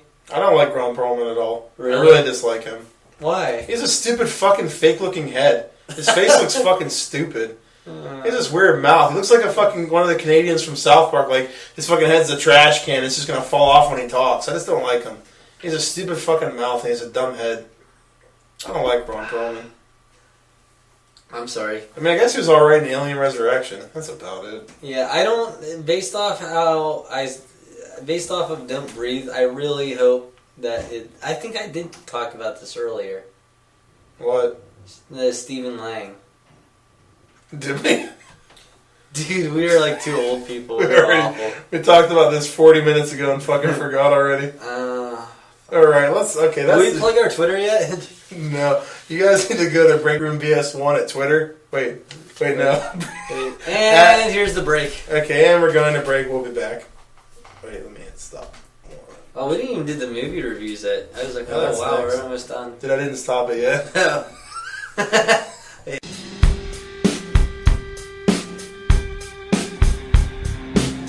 I hope you enjoyed the break, everyone. We're back. Thank you for letting me know when we were starting today. Yes, you're welcome. We're back, and we're back for the movie review. Milk. It's time for the movie review portion. We could have got milk. And chicken. Well, you don't want to fucking go get it because you're a fucking bitch. It's 10. What is 10 fucking minutes at 3 in the morning? What difference does it make? Life and death. None. Why don't we get it after this segment? No. What if I just go anyway? Then what are you gonna do? That would suck. I guess I'll just sit here. I mean, you could be outside in a nice, cool I'll area. record a segment without you. That'd be pretty funny, actually. Maybe we'll do that. Oh, boy. No, I don't want to do that because everyone will realize I don't need to be on the show. Just me talking gibberish. Yeah. What's gibberish? You mean gibberish? Gibberish. I don't fucking Alright, know. let's do some movie reviews here. Movie This week we're going to be reviewing Sully. Sully. The Wild Bunch. Sully the Wild Bunch. Oh, no, the Wildlife. Wildlife Bunch. Sully the Wildlife, and our retro review will be the Blair Witch Project. This is going to be a lot of spoilers this week, just as in every week. Why are you patting me like Patting you on the back like a stupid bitch. Stupid fucking dumb faggot bitch. Oh, yeah. I love you. No, call me Bulk Bogan. Alright. Call me Mjolnir.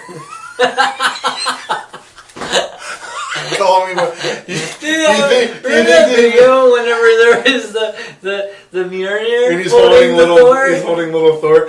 Do you think he makes Bulk Bogan suck on Mjolnir like a cock whenever he's fucking Bulk Bogan? Is that not right? Did that go too far? I think that's it. Alright, that's okay. Freaking Brian Bemsworth. Okay, Sully. The story of Chelsea Sullenberger, who became a hero after gliding his plane along the water in the Hudson. Chelsea? I'm right in the middle of the synopsis. That's not a girl name. I said Chesley. A boy name? Oh, that's also not a boy's name. I was right in the middle of the synopsis. Why couldn't you wait till the synopsis was over to say that? Sorry. The story of Chesley. I might have said Chelsea. You did. Fuck you did.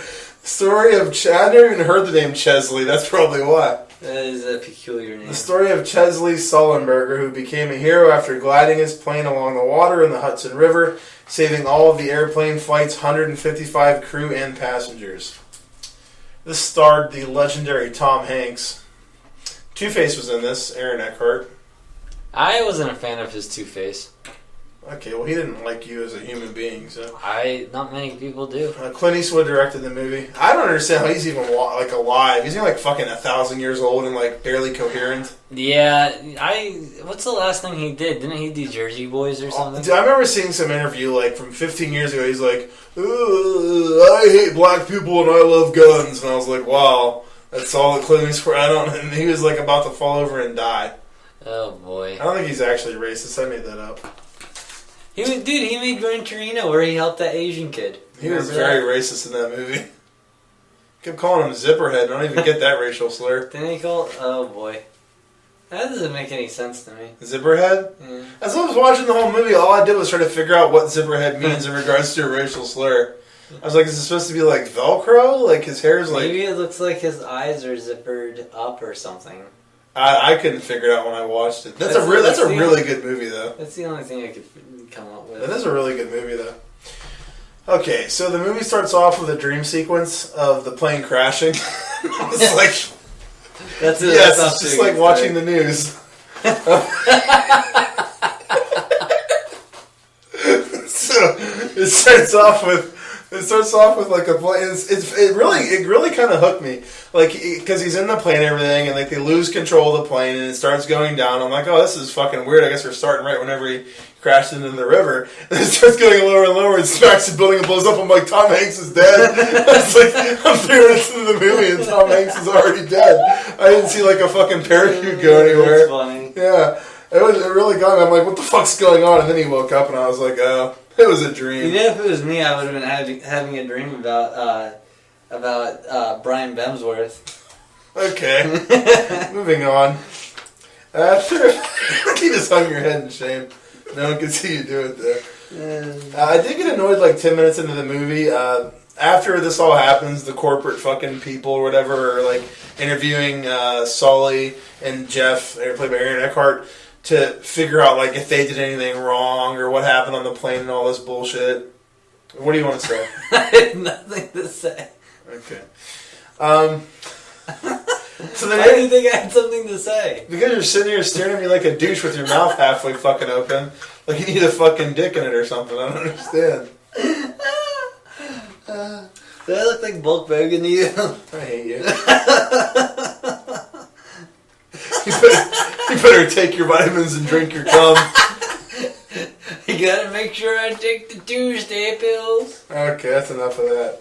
Can we get into this review, or what do you want to do? Yeah, I'm ready. I'm sorry. So about 10 minutes into the movie, these corporate people are interviewing him, and they're just being like complete fucking assholes, and this kept getting really mad. Like they're like, "Oh, so you didn't make the calculations before you decided to land it?" I'm like, the fucking engines went out, and you're about to die, and you want to sit here and fucking use a calculator to make calculations? I'm like, whatever. And then they lost the engines, they're going to crash, they're going to die. And they basically said he was lying because the left engine went out. And they're like, well, no, the investigators showed that the left engine was idling. And he's like, well, no, it was out. And they're like, no, it wasn't. I'm like, okay, you guys are being dicks. Wait, was it out or not? You need to fucking shut your mouth and wait. Okay. Okay? There's a reason that I put... I'll get to this at the end, but you didn't even let me get to that part. And then they also... what happened is they run into all these fucking birds, and the birds go in the engines, and that's what fucking breaks the fucking engines, okay? And then they're all like, birds took out both engines? That's unprecedented. And he's like, I mean, it fucking happened, what do you want? They're just like basically saying he's lying about the tail. I'm like, these guys are being such fucking dickheads. And it was really annoying me. But then I was also like, probably supposed to hate the character. Well, maybe that's how they were in real life too, because this is based on a true story, obviously. Yeah. So maybe they were fucking conceited dickheads during the interview. I don't know. So maybe it was accurate. But then maybe they were also making that way on purpose for the reason I'll get to at the end of this review. But then in the movie, throughout the movie, people are questioning in the movie if he's even a hero because they're saying he should have turned the plane around and landed at the airport instead of landing in the Hudson River, even though he said he wouldn't have made it back to the airport. Mm-hmm. And the people interviewing him and a lot of other people arguing that he could have made it back to the airport. He's like, no, I couldn't have. But I just don't get how like any rational human being is going to like condemn him for making, even if he did make the wrong decision, right? Let's say that he could have made it back to the airport, but instead he decided to land in the Hudson River. Every single fucking person lived. Mm. Every single passenger, no one got hurt, everyone lived. Like, why are you being dicks? You know what I mean? Like, I think I could see why it could be an issue, because like, what if he doesn't land safely? Say he doesn't land safely, and he could have turned around and landed safely at the airport. Yeah, but this is after the fact. He did land safely, and he saved everyone's lives. But what if he made that? And you're basically condemning him because he might have made the wrong decision. It's like, dude, you're in a fucking airplane about to crash. It's a split second fucking decision. Like. No, that I agree with, but like I get why they would have to investigate stuff like that, because they want people just like if someone encounters that in the future, like just making a decision, like, oh, he landed on a lake, I could do it too, or something, and then end up landing it on like a boat or something and taking out a boat of people while crashing and. Yeah, but I mean, or what if they're like, oh, well, I'm not going to do that because they said he was wrong, and they just turn around to make it back to the airport and crash into the Twin Towers. I mean, I mean, it's. I mean, I understand that they're doing the investigation. I get it, but even if he's proven wrong, in my opinion, it's irrelevant because everyone's lives were saved.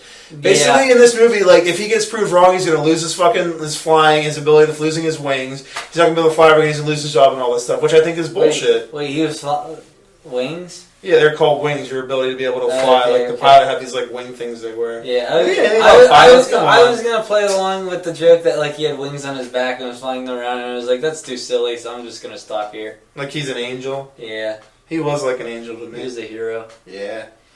So how long did it take him and Mike to get Boo back in the door? It was a good 3/4 into the movie. Okay, cool. Yeah, faggot.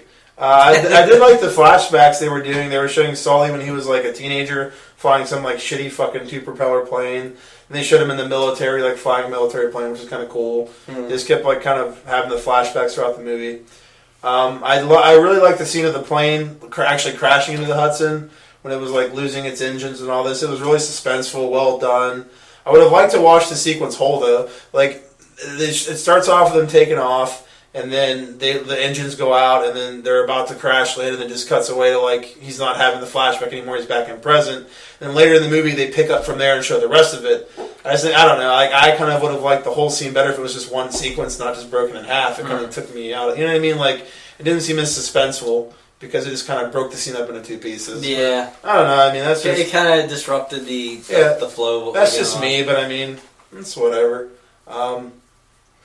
It's whatever. But yeah, they crashed in the Hudson River, and it was really fucked up because like so they crashed into the river, and they're getting all the people out of it, out of the plane. They're like on the wings, and fucking like sharks start like fucking swimming around, start eating the fucking survivors.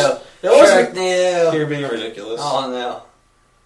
You're being ridiculous. No. You are. This is realistic. You're being ridiculous. What if someone died from that? Sharknado. Yeah. You're being ridiculous, Gable. And it's really angry. I'm sorry. As I was saying, quit being ridiculous. So sharks showed up in the Hudson River and started eating the passengers. And then Sully starts fucking fighting an alligator inside the river, right? Yes. This like gator comes up and he starts like fucking straddling him, like punching him in his eyeballs. And it fucking bites Sully's leg off. So they show this like sequence where he goes to a hospital and he has to get like a fucking like a fake leg. But this is like... Did that really happen? Nothing I've said has happened since the plane crash. I made all this up. How can there be sharks in the fucking Hudson River, you jackass? It's a river. No, man. Sully fought an alligator? The fuck is wrong with you? Hell. You punched him in his eyeballs? Do you know there's a Sharknado Funko? There's a Funko Pop versus Sharknado. It's just a little twister with the shark head. Anyone listening would have been like, oh, he keeps saying Sharknado, and Dave's like, quit being ridiculous. There were sharks in the Hudson River, and it was funny. And you're just like, yeah. This is why we're a good comedy team, right? Yeah. Of course there were. You ruined my joke, you fucking dick. It was funny and you ruined it. It probably wasn't that funny. Probably funnier than I didn't realize you were joking. Yeah, you're really dumb. I said, oh, dude. I think here's the issue. I think like you. I think it's because I switched the. All right, moving on. So after All right. I thought you were done because you're talking about sharks. No, I mean they crash into the river and then they get rescued. Is that when the witch came out? No, there was no witch. Okay, continue. They really made you get on. They really did a good job of making you get on Sully's side in the movie. Like wanting him to come out on top and he was just. I'm sure he was portrayed realistically. He was portrayed as just like an insane. Okay, I'm taking your pen away. I said, didn't want to lose the thought.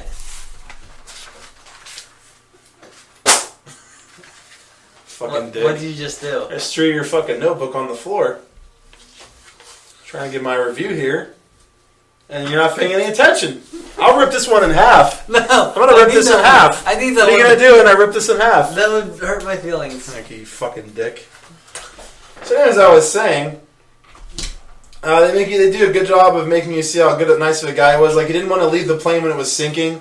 Like, all the passengers were on the plane, and he's like, fucking still trying to make sure they're all gone. The stewardess is like, we gotta get out of here. He's like, he's just not even listening to her, just going to the back of the plane, looking through all the clothes, make sure no one's getting left behind and stuff like that. Even after they get off the plane, he's like asking the paramedics. He's like, I want to know everyone who's injured and what their injuries are, how they're going to do and all this, just making sure everyone's good. Tom Hanks is a fucking champ, that's why. No, Tom Hanks did a terrible job in this movie. Really? I'll get to that later. Oh, boy. Yeah. And then even whenever he's in the hospital and they come up to him and tell him that all passengers are accounted for, he's just fucking like so relieved and seeing that everyone's okay. He just seemed like they made him seem like a genuinely nice guy, which was cool. Which helped make the ending very satisfying. They're in like this hearing where the investigators are showing they did simulations proving that he could have made it back to the airport. Yeah. They did computer simulations, then they had people do the simulations. And they showed all the simulations and the people all made it back, and he's like, well, I mean, you're not accounting for human error. How many times did you have these guys rehearse this? And they're like, 17. He's like, that's cool. We didn't rehearse it once whenever we had to do it, and we almost died. He's like, well, that's not really fair. They're like, all right, well, then we'll take into account with 35 seconds of reaction time, and then no one made it back. So he was in the right to what he did, because realistically, no person could have made it back to the airport. So he did make the right choice by landing in the Hudson River, which was nice because you really saw like the fucking investigator get their comeuppance. Because whenever he proves them wrong, they're just like sitting there like jackasses, like fucking. Yeah, I love that part. It was great. It was great. I love that part of the movies they looked when they so do dumb, that shit. yeah. So maybe they made them seem like extra dickheadish, so the comeuppance would be even more satisfying. There's a part in this movie. It was an extremely satisfying ending. You liked it? Yeah, I liked the ending. You even find out that he was right. After all this happens, after they're proved wrong, they look like idiots. They're like, oh, by the way, you're right about that left engine. It didn't work. It's like the button. It's like the button that he was super right. You know what I mean? Like, we were wrong about that too, by the way. So it's pretty nice. So Tom Hanks, how'd he do? Tom Hanks was amazing as usual. What the fuck? Yeah, you're I wasn't ready for it yet, so you had to be punished with a lie. Tom Hanks is fucking awesome. Tom Hanks was amazing as usual. Aaron Eckhart was also really good. It was great acting all around. The directing was really good too. I had no issues at all with the directing. Eastwood did a good job. It was cool in the credits. During the credits, they showed scenes. They got the real Sully and the passengers back together as like a fucking like reunion thing. They're all like talking and reminiscing about shit and all this stuff. It was kind of cool to see like the real people talking about during the credits. I gave the movie, rated it. No, you didn't. What's your guess as to what I gave this movie? I gave it 6 stars. 7 out of 10. Ooh, that was close. Yeah, it was good. Yeah. Tom Hanks is pretty solid. Tom Hanks. Dude, I saw this funny meme online about, it had a picture of like all these different Tom Hanks movies, like Castaway, and what was that? Captain Morgan? No, Captain Morgan? Captain Phillips. Captain Phillips. And a picture of him from this, and he's like, I just know I never want to travel with Tom Hanks because he always, yeah. Traveling problems. That's pretty funny. Yeah. You look like, why are you being such an asshole? There's a part in the trailer where the stewardesses are all reciting something and saying it over and over again. Yeah. And it's really annoying because I saw the trailer a couple dozen times. Is it just as annoying when you get in the movie? No, I wasn't annoyed by it. As I'm sitting there watching, I'm like, this is probably what they're trained to do. Because they keep saying brace so they're about to crash.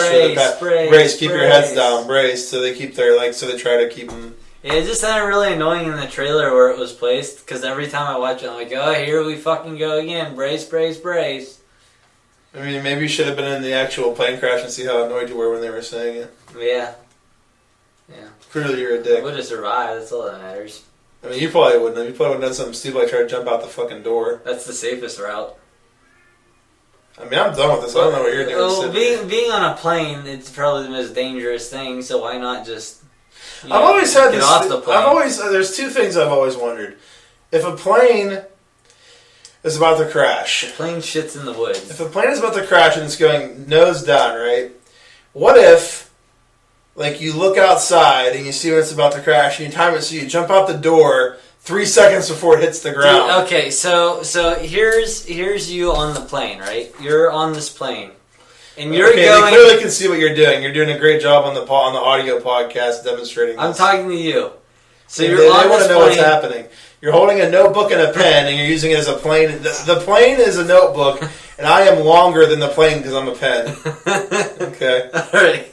So you're on the plane, and you're crashing at how fast do planes go?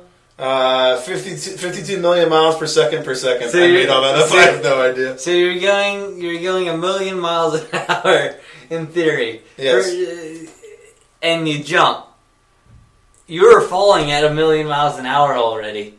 You're not slowing down. You're not falling. Yeah, but the plane keeps going. You come out of the plane. It's like if you're driving down the fucking highway 65 miles and you throw something out the window, it goes fucking flying that direction. It still gets fucked up when it lands, though. Yeah, but maybe I'll just go straight up in the air really fast and then come down. You're going 80 miles an hour and you throw something out the window, the item's coming out of your window at 80 miles per hour at least.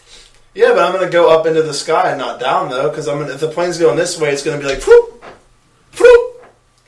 You don't start floating. Noise.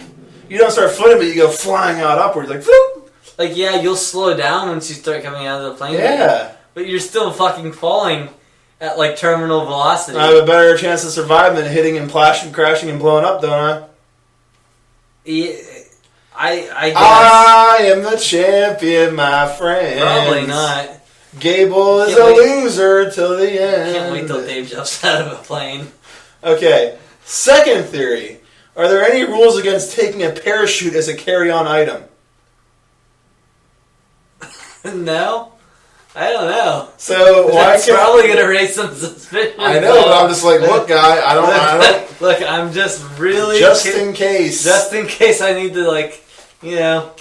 You can keep my shoes, but I want my parachute. Okay, so, like, you're on the plane, right? It starts going down, you're like, we're fucking done. Fucking jump out and turn on hit your parachute, man. I don't feel comfortable with what's his name in the back over there, wearing the towel. I just want to get off the plane, so that's why I have my parachute. You think that'll work? What? You don't feel... I was saying you don't feel comfortable comfortable the guy with with the towel. Guy wearing a towel on his head. What if he's not there? Well, I guess you kind of have to bank your... What the fuck? Why are you're bringing up stupid points to diminish what I say. I don't know what you're talking about. I don't even understand what you're talking about. The whole reason you're bringing in the parachute is if you don't feel uncomfortable with another... I'm bringing a parachute in case the plane crashes. It's nothing to do with someone taking the plane down. Yeah, well... I guess so. I mean, if birds hit the engines, a terrorist didn't make the birds hit the engines. Would you also want the parachute if terrorists start taking the plane down?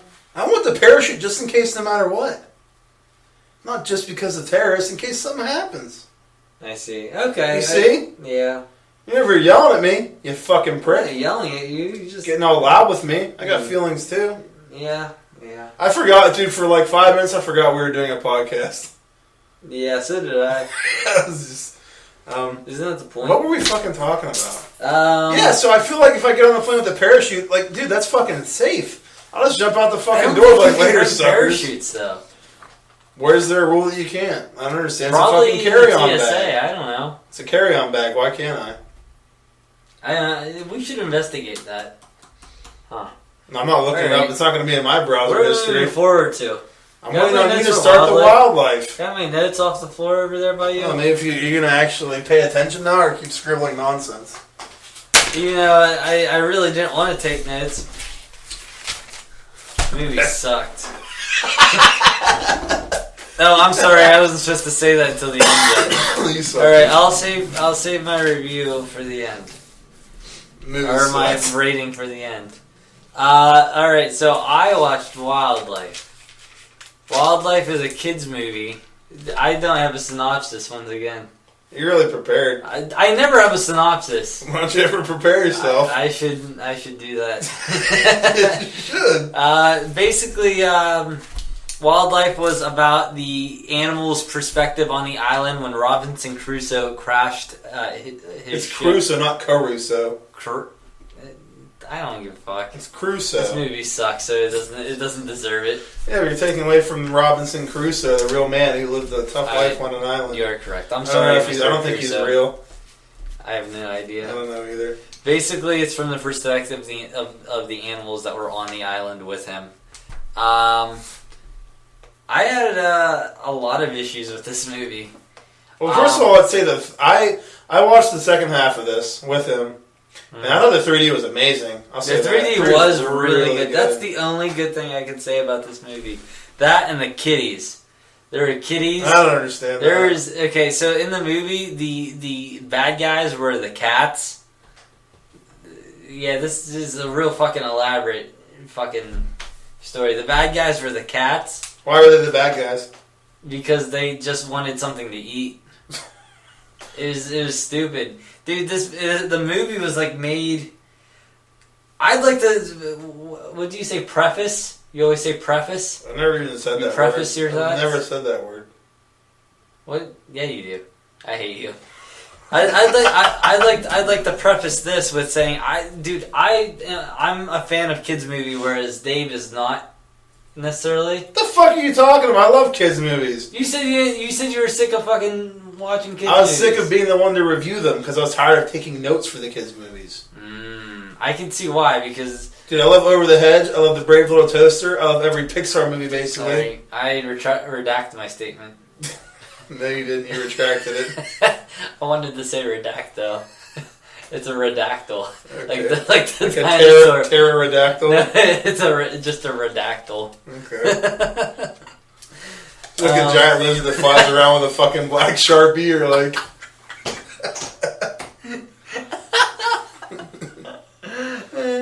Alright. Let's see. Let's start at the beginning here. Okay. So for one of the trailers, let's start towards the middle, jump to the beginning, and then we'll go to the end, and then we'll do the prologue, and then follow it up with the prologue. What about the epilogue? Who cares? So I watched the trailers for this. Obviously, whenever I first got there, I am really sick of the trailer for the movie Monster Truck. Alright, the movie looks fucking awful. It does not look good. No, dude. Every time I watch it, it just I feel like it gives away the ending. Whenever there's all the other monsters are there to help out. You know what I'm talking about? Yeah, I know what you're talking about. Yeah, that movie does not look good. Why we're discussing this trailer? Dude, I noted that because I was so mad because every time I see this, it just gets me more and more pissed.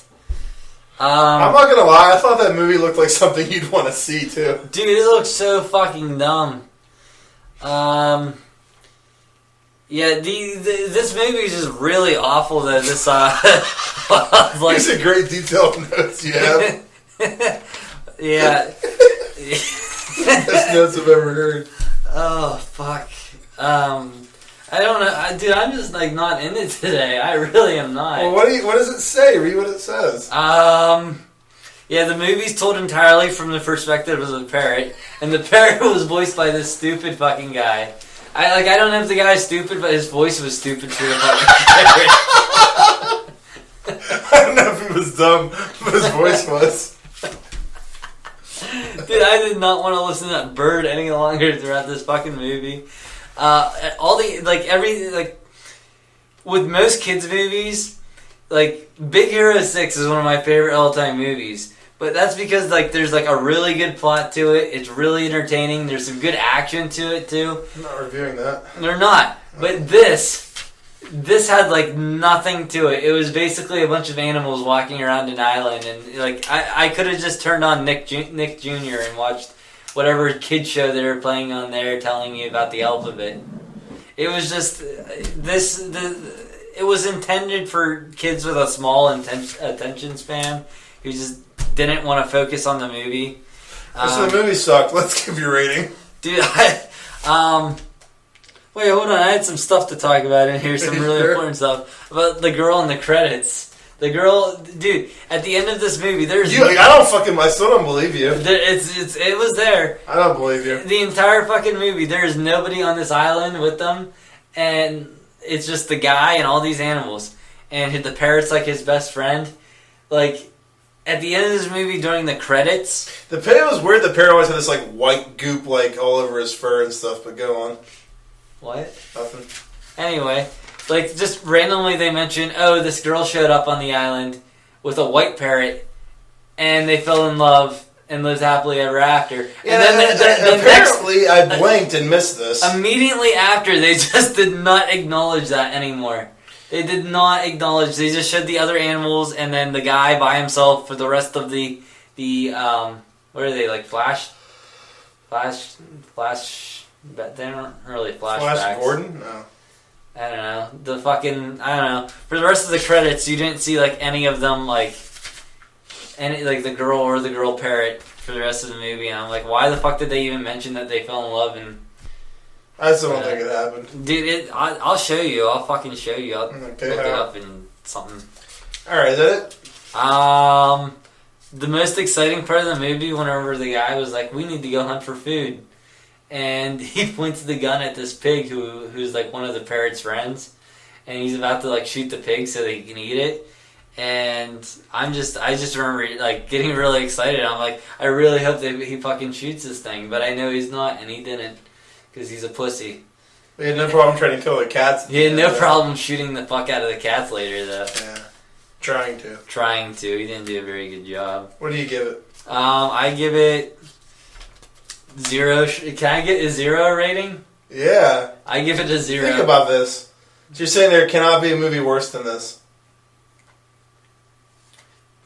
Think of a really bad movie right now.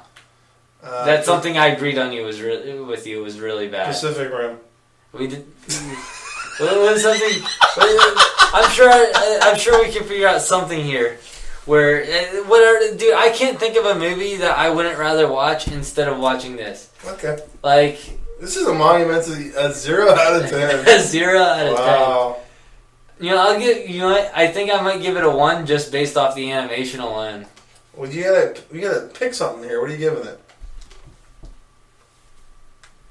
I'll give it a 0. Okay. Why the fuck not? 0 out of 10. So do not go see the wildlife anyway. No. Alright, now sit back and let's do the Blair Witch.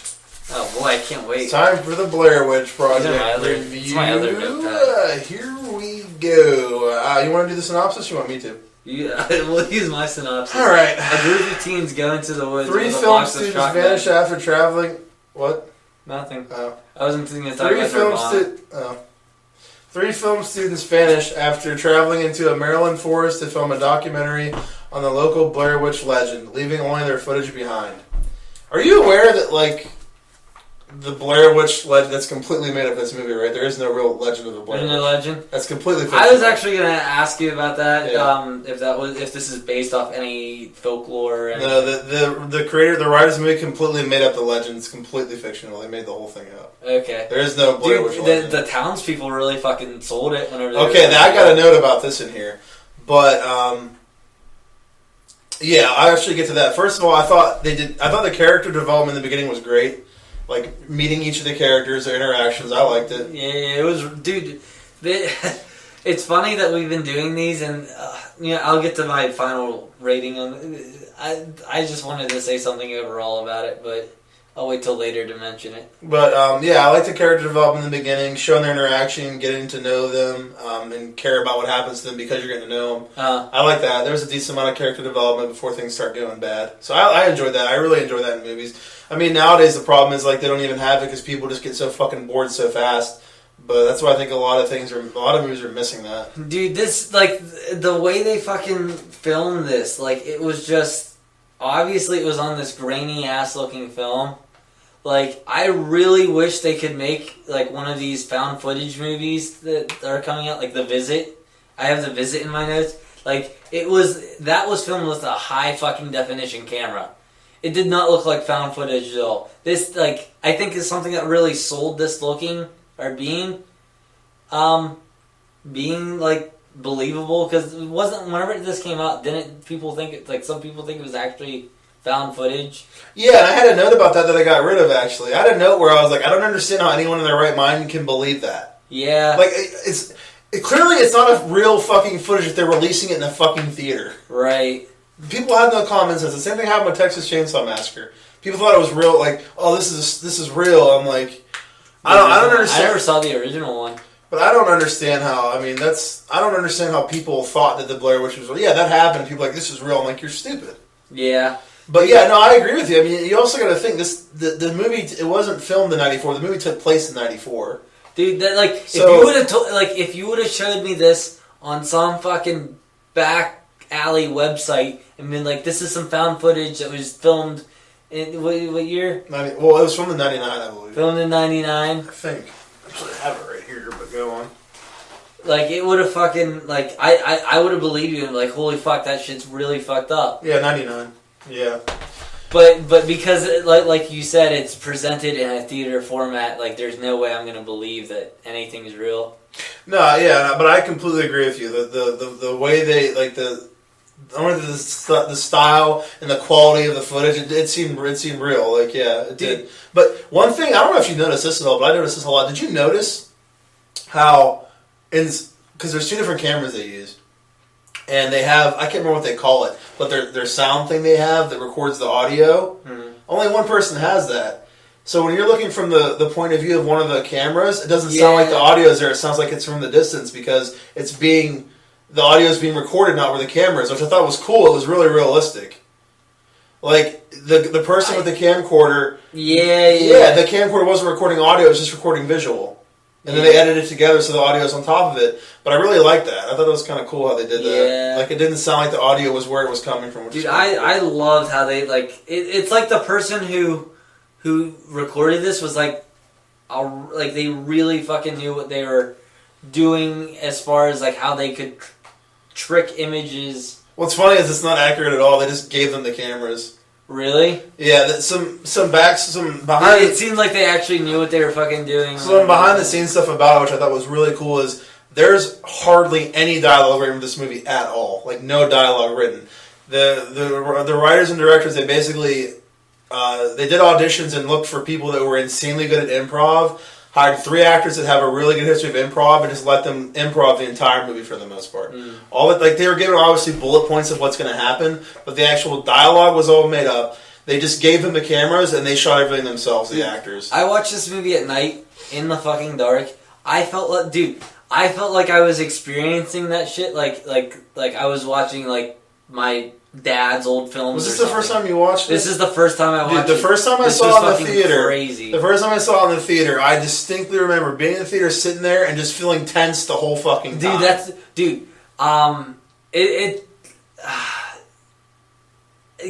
we gonna get into specific things yet, or? Yeah. Is there something specific later in the movie you want to talk about? Yeah. Do you have a note about it, so you're not going to forget it? Let me see. Oh.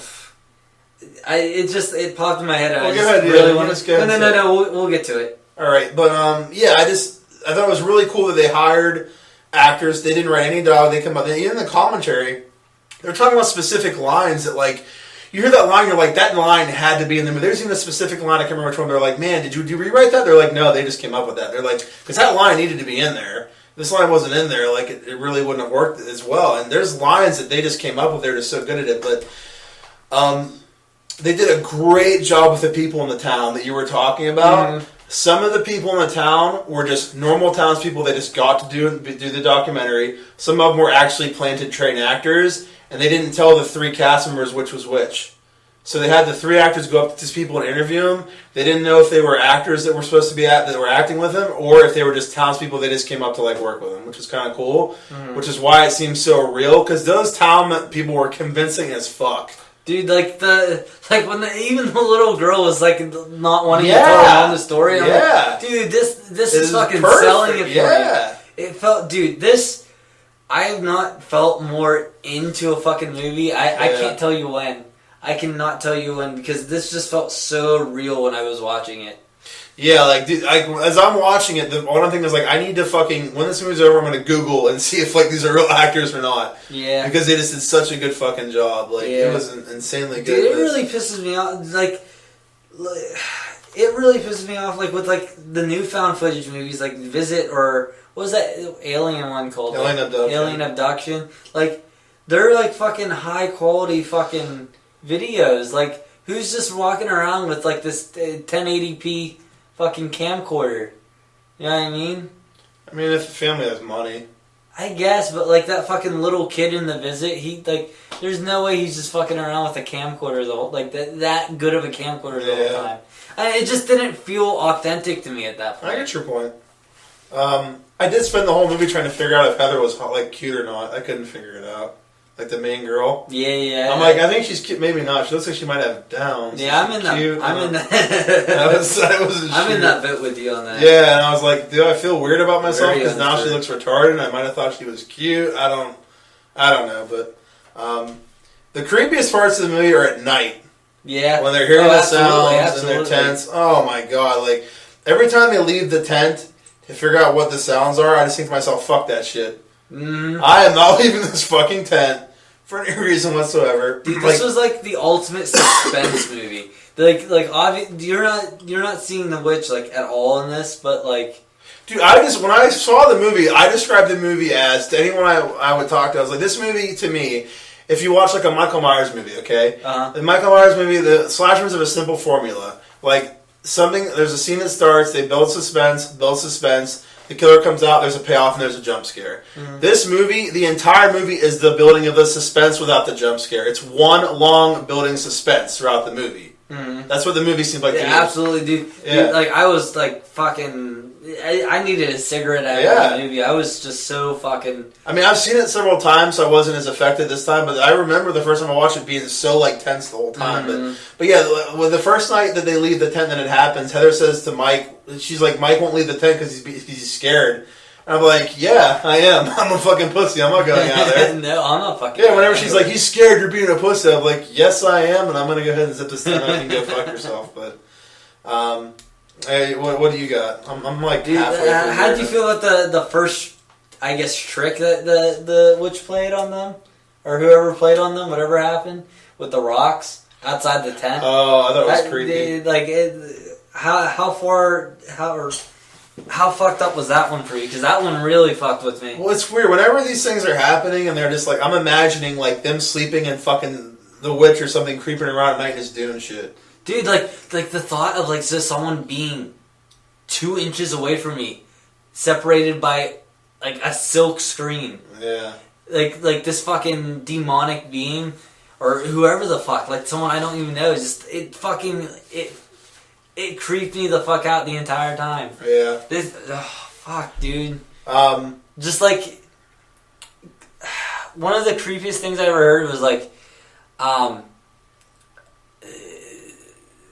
your enemy knowing your like, it's one thing for you to go into your enemy's territory and not know, but if your enemy can prove that they know your territory better, you know what I mean? Yeah. Then that's even 10 times fucking creepier. Yeah, it was really creepy. Like the scenes at night. One thing, and then that's kind of put in the order of what was happening in the movie. I thought Mike throwing the map away was really stupid and made no sense. Dude, I thought the witch somehow fucking... Well, that's funny because I have my note. I thought Mike throwing the map away was something like they could have... I said, I guess the Blair Witch could have been responsible and influenced him to do it or something. Yeah, that could make sense. So I guess he kind of seemed loopy whenever that was going on. But I mean, I felt like I think something would have been cooler is like have them wake up one morning and find it just fucking shredded to pieces in front of the tent. Like the Blair Witch could have just, you know what I mean, like overnight or something. Like that would have been cooler. Yeah. Like something that made more sense, because if you're watching, you're like, well, that's dumb, he threw it away. Like something that like makes you see that the Blair Witch was responsible for it happening. Yeah, that was the only like main like thing that happened in the movie that was like kind of something didn't feel right about it. I thought it'd been really cool. Like they just wake up one morning, it's just fucking in pieces, just like fucking torn up. I'm like, that'd be cool. Yeah. And then those fucking dangling sticks, dude. I heard I was talking to called them dolls. Or are they supposed to be like little stick dolls? I think they're supposed to be like stick voodoo dolls. They're like in the shape of like a person, like with the legs and the arms and the head. Dude, that's creepy as fuck. Does this new movie like take place like directly after? Or? I'm not sure how long it takes after. I know it's just the brother trying to find out what happened to her. I'm not sure how long it takes place after. I'm hoping it takes place only like maybe a couple, like very shortly afterwards. Like 5 years maybe. Or maybe even like a year or something. You know what I mean? Like how long until someone in your family goes missing that you're going to try and go find them? You know what I mean? Like it shouldn't be that long after. Yeah. I mean, it would be kind of silly if his sister went missing in the woods and 20 years later, like, well, it's time to go look. What the fuck, dude? It's been 20 years. That's a good point. And Yeah, I definitely hope it's something closer. Yeah. And later. Dude, when the kids show up at night and start hitting the tent, fuck, man. They're just like hitting the fucking tent. The kids outside the tent are hitting it when they're in it. You know what I'm talking about? Like, it's in the middle of the night and, like, they hear the kids and stuff and they start fucking shaking the tent and hitting it. Is this in the new one or? No, it's in the one we watched. I don't remember that happening. The kids? Yeah, you hear, like, kids' voices outside the tent and then the tent just starts shaking and the kids are, like, hitting the tent. I didn't even know I realized that someone was hitting the tent. I do remember them hearing voices, but I don't remember. I thought maybe that was just from their movement. No, like, they're out there and the kids are, like, hitting the tents and they start fucking freaking out and they open it and run out because the kids are, like, outside. Oh, that's whenever she runs out and she's, like, running down and she's like, what the fuck was that? Yeah, all of them take off out of the tent because they hear the kids and they start hitting the tent. This is when all three of them are still alive. Yeah. Dude, like, how did they kept saying, like, oh, they're targeting Josh. It was like, what makes you think they're targeting Josh? Yeah, I don't know. Well, I mean, the one part they said just his pack was the only one that was messing with or something. But why did it have to be, like, why did they think they were just targeting Josh? Why can't they just been like, oh, there's a pack, ooh. Like, it was just right there. Like, I wouldn't have thought, like, someone was being targeted out for who they were. I would have thought, like, oh, it's just the first thing they saw, so they fucked with it. Something else happened, too, right, where they thought they was targeting. Was it or no? I can't remember. I think it was still with the pack where it was just, like, spread across everywhere and kicked around. He's like, only my pack's fucked up.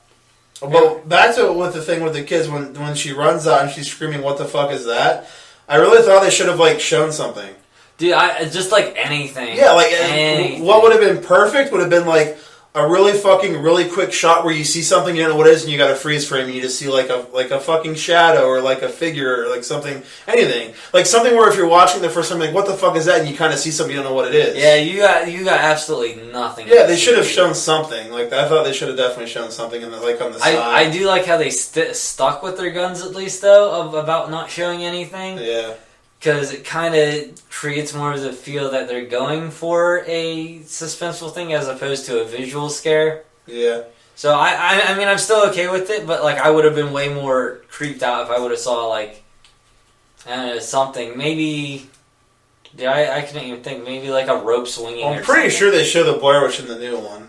Because I saw the initial trailer. I don't remember seeing anything in that one. I don't even remember the trailer that well, but I saw some article online about, like, TV spot shows hint of witch and title, and I'm like, I don't, whatever. So, I don't know. I'm hoping the new one's good, too, but... I mean, they just did an insanely good job of building suspense throughout the movie. Like, with the characters arguing, stuff like that, like, building tension, just like the scares at night. Like, they just did such a good job of building and building more and more suspense. Dude, it was real... Dude, okay, so after Josh gets taken... And that bundle of sticks with his fucking... Like, I was already creeped out that the bundle showed up. Oh, like, with the his, like, some of his clothing wrapped around it. Around it. I'm like, oh, fuck, that's fucking creepy as hell. And then there's blood on it. I'm like, oh, that's even creepier. And then they open the bundle of sticks. Well, she does, She opens the bundle of sticks, and there's fucking teeth in there. Yeah. I got up out of my seat, and I'm like, fuck. Like, I was so freaked out at that point. Because it was his tongue and teeth, right? His tongue... Dude, I was kind of looking... Yeah, I think I did see it was his tongue and, like, his teeth. Yeah, it was fucked up. I did like that she didn't tell Mike that she found it, though. Dude, like, I don't understand. If I would have opened that, I'm like... Because she was freaking out like fucking crazy. He's like, "What's wrong?" She's like, "Nothing." Because she was fucking having a breakdown. I can't believe she didn't tell him. I would have freaked out and showed him. Well, I mean, in her mind, like, what's the point of telling him? Like, it's just gonna freak him out even more. But clearly, Josh is dead. What's telling him gonna do? And I didn't get this from that, but another reason is because, like, which I got from the commentary was they were making her character seem like kind of more like motherly and trying to take care of them and stuff like that, like always trying to take charge and stuff like that. So if you look at it from that point of view, I definitely did get more of that vibe. Yeah, so if you look at it from that point of view, like, it would make sense that she wouldn't tell him that because she's trying to shelter him and keep him from knowing it if he doesn't need to know it. You know what I mean? So I get that, but I kind of liked it. I feel like the common thing that someone would do would be run and grab him, like, look at this, but she's like, no, fuck it. He doesn't need to know. This is just fucked up. Let's just fucking go. Mm-hmm. Like, it was different, because that's what would normally happen. They just go tell him. Yeah. I kind of liked that they did something different, but... whenever the next night, before that happens, obviously, when they come out and they hear Josh yelling, like screaming Dude, and stuff. I'm like, fuck. That's scary as fuck. Yeah. And it's clearly him too. Yeah. Fuck. So what else you got? I'm up to like the last scene. This movie, like, if you sit down and you're really like, you can't sit down and think, oh, I'm just gonna watch a movie, and just have the lights on. If you set yourself in the tone for this movie's a fucking trip. Yeah. It really is. Whenever they show up at the fucking house, though, that's my next thing. I was gonna say, like, they build the suspense so much and so well. When they see the house, I'm just like fucking freaked out just seeing it. I'm like, I know they're gonna go in the house. Yeah, and the moment they walk in the house, I'm like, fuck, this is so fucking creepy. It's over. Yeah, and then the fucking, like, dude, it was just so well done. The kids' fucking handprints on the walls. Oh, fuck. Yeah, like, holy fuck. And then like just the fact that he was like he heard the voice. And he runs upstairs to see what's going on. And there's nothing there. And then he runs back downstairs. And hearing her screaming Mike in the background added to it so much. He's just like, Mike! Like, because he's just running away from her, trying to get to Josh, and she's just screaming. Like, I'm getting, like, goosebumps. My heart's racing, and I'm like, holy fuck, what's going on? Yeah, and he's running down there. You just hear her still screaming in the background. Mike is yelling. Well, you see his camera drop from his perspective, right? Yeah, you see his camera drop. And then, no, I think you see him in the corner, and then the camera drops, don't you? Nah, I think you see the camera drop and then you see her camera. Yeah, you're right. You see the camera drop, she comes down, you see in the corner, you're like, oh, fuck. And just the thing you heard in the beginning is just a fucking payoff. Whenever he goes, he would take the kids down two at a time, make the one face in the corner while he killed the other. Dude, I didn't even think about that until you just said that. Yeah, in the beginning of the movie, that one dude's like, yeah, he would take them down two at a time. He'd make the one stand in the corner and face away because he was ashamed of what he was doing, didn't want him to see. He would kill the one and then kill the other one. I'm like, that's fucked up. It's exactly what they did to the kids. This movie was dude, like, oh fuck. Yeah, I can't believe you didn't catch that. No, but even without that, it's such a creepy fucking movie. It is. Just seeing him not facing, it's just fucked up. I was really pissed off about the end until you just said that, and I was just like, holy shit. Yeah, it's all like tied it together. Holy shit. Yeah. You got any other notes in there? Anything to go over? Well, it's moot now because you just made it make sense. So, dude, like, I just like how last week we did The Shining, which to me was the best thriller horror movie I ever saw. This was the best suspense movie I've ever watched. Yeah. Ever. Like right now, like I don't even want to go out to my car whenever we're done recording. You're gonna find a bundle of rocks on your hood. Yeah. And a doll sitting in the driver's seat. What'd you give it? What'd you rate it? Fucking 10. Really? Dude, I can't find any flaws with this movie. Yeah. Well, I guess other than the fact that they didn't do a Hansel and Gretel trail. I would have taken spray paint in with me. Dude, I guarantee they had hiker books. They showed the hiker books at the beginning. The traveling, you know what I'm talking about? She was like, "Oh, we need all these." Or books. Yeah. I guarantee you, something in there said something about leaving some sort of trail. I get it, and I don't know why they wouldn't. Like, well, it wouldn't have mattered. I understand what you're saying, but I mean, they clearly walked in one direction the whole time. Well, yeah, they walked in one direction the whole time and ended up back where they were. So it wouldn't have made any difference. I mean, you got to think though. Like, one of them said that they would go hiking all the time. So at least one of them had experience in the woods. And they have a map and they have a compass. So, I mean, technically they should have been fine if they know what they're doing in the least. Because quite frankly, if you're lost in the woods like they did, pick a direction, walk that direction, you're going to eventually get somewhere.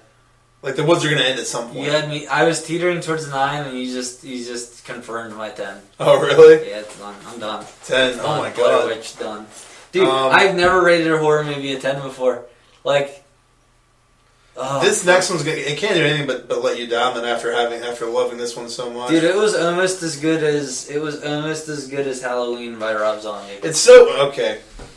Fuck off. What's wrong with you? Why would you say that? There's a lot. Okay, there's a lot. No, it's so weird. I'll have a rating, and as we discuss the movie, like in my head, it like changes my rating as we're discussing the movie and how I felt about it. Yeah, I agree. I've definitely gone in came into a review thinking one thing for a movie and then feeling totally different afterwards. Yeah. I'd have to give this movie. I'd give it a 9. What's keeping it from that 10? I mean,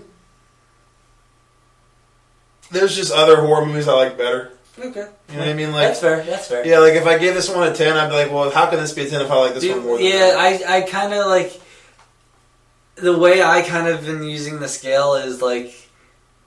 How likely am I if someone either suggests it or if I'm looking for something to watch?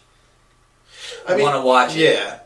I mean, as creepy as... The movie was creepy as fuck. But I mean, like, I would have preferred they did something different with the map. That would have been cool if it did something different with the map. I would have liked that if it did something different with that. And, I mean, there's always... I can't think of it off the top of my head, but there's always things you can do to make something good. Like, I am a huge fucking proponent and fan of movies where there's background stuff that you might not even know. Like, the Halloween movies, dude. I've seen Halloween 5, like... at this point, I've probably seen it 10 times. I'll watch it and I'll notice, holy fuck, Michael Myers is sitting behind a tree. I didn't even see it. Like, I'm a big fan of, like, horror movies, and they rarely ever do it. Have stuff in the background that you don't even notice. Maybe the first couple times you watch it because it's so fucking subtle, but then you see it, you're like, that's fucking badass. You see it, like for example, like I said, they should have had something in the woods. She's like, what the fuck is that? There should have been something there. If they'd have had things where there's just, like, things in the woods, like, or things in the background, something like that, like... Maybe, like, at night, whenever they hear the kids or something, or whenever they're looking for Josh, like, you see, like, a silhouette of maybe, like, a kid far off in the background that you won't even notice. Like, little shit like that, you know what I mean? If they'd had stuff like that, it'd made it even better, in my opinion. But that, and then, like, maybe doing something different with the map. I didn't like how they got rid of the map, but... Dude... This was a really good movie. Oh, don't get me wrong. Like I said, I mean, I thought it was fucking amazing. That's why Dude, 9 for me for a horror movie is really high, because I, like, am very critical of horror movies. Dude, I find it funny that, like, last week we watched The Shining. This week, my mind's completely open differently to horror movies now. They really are. It's so funny, though, how when I was talking, I was like, what do you think of it? And you're like, well, it was good and bad. It sounds to me like it was just all good. Dude, the thing that, like, the total end, like, the only thing that made me really mad was the fucking ending. Yeah.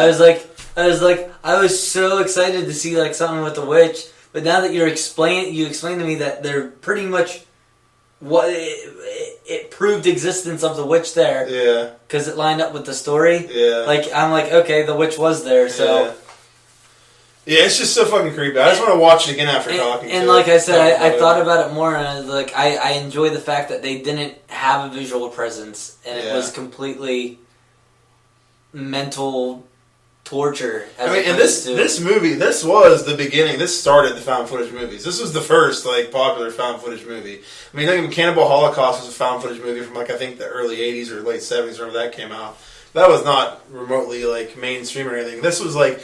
the first found footage movie that was huge that started all the other found footage movies. You know what I mean? It was like the one. But yeah, it was great. I loved it. But alright, I think we spent enough time on the Blair Witch Project. Can't wait for the new one next week. That's why we review this, obviously, because the new one's coming up next week. I'm probably going to see that with Ashley. Yeah?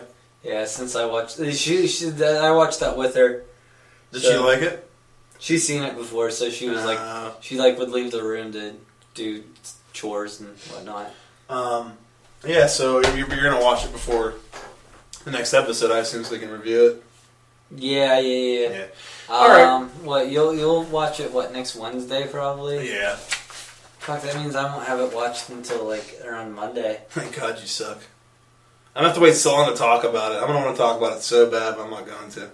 So basically, we're gonna have to sit through an episode without talking about it. Oh, fuck, you're right. That sucks. You son of a bitch. I'm sorry. You son of a bitch. We should just review this one next week, then. Let me see, well, what else comes out next week? I don't even know, dude. Maybe there's something else you'll want to see and I'll be able to watch that instead. We'll see. Hopefully. I'm watching that with you. I'm not watching it alone. What, Blair Witch? If that's anything like the first one, I'm not watching it alone. I'll protect you. Okay. All right, well, enough of our trying to figure out what we're doing on our podcast the podcast. Oh, boy. But we're going to go ahead and take a break, and we will be back with the wrestling segments. All right. See you.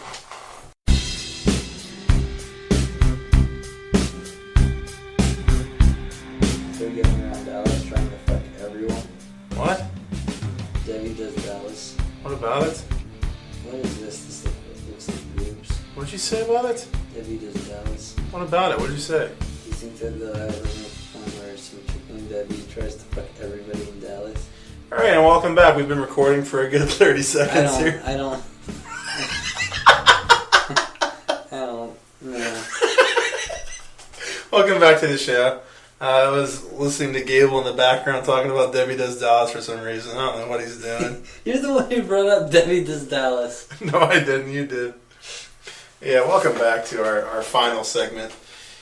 Thanks for staying with us for this long. Yeah, we'd like to throw a shout out, a special thanks to Kathy, my sister. You call her Kat. Kat. And Brooks for being our only two listeners. Yeah, Kat and Brooks. Yeah, you guys rule. You listen to the show and no one else does. That's all right. It's all good. Hardcore. We don't care about anyone else. So we're gonna get into our top 5 list here, and yeah, what we're doing every week now is we'll try to do this a few days before the podcast because I just kind of did it today. I ran out of time. But a few days before the podcast, we'll go on Twitter and tell you guys what the top 5 list is about, what the topic is for the week.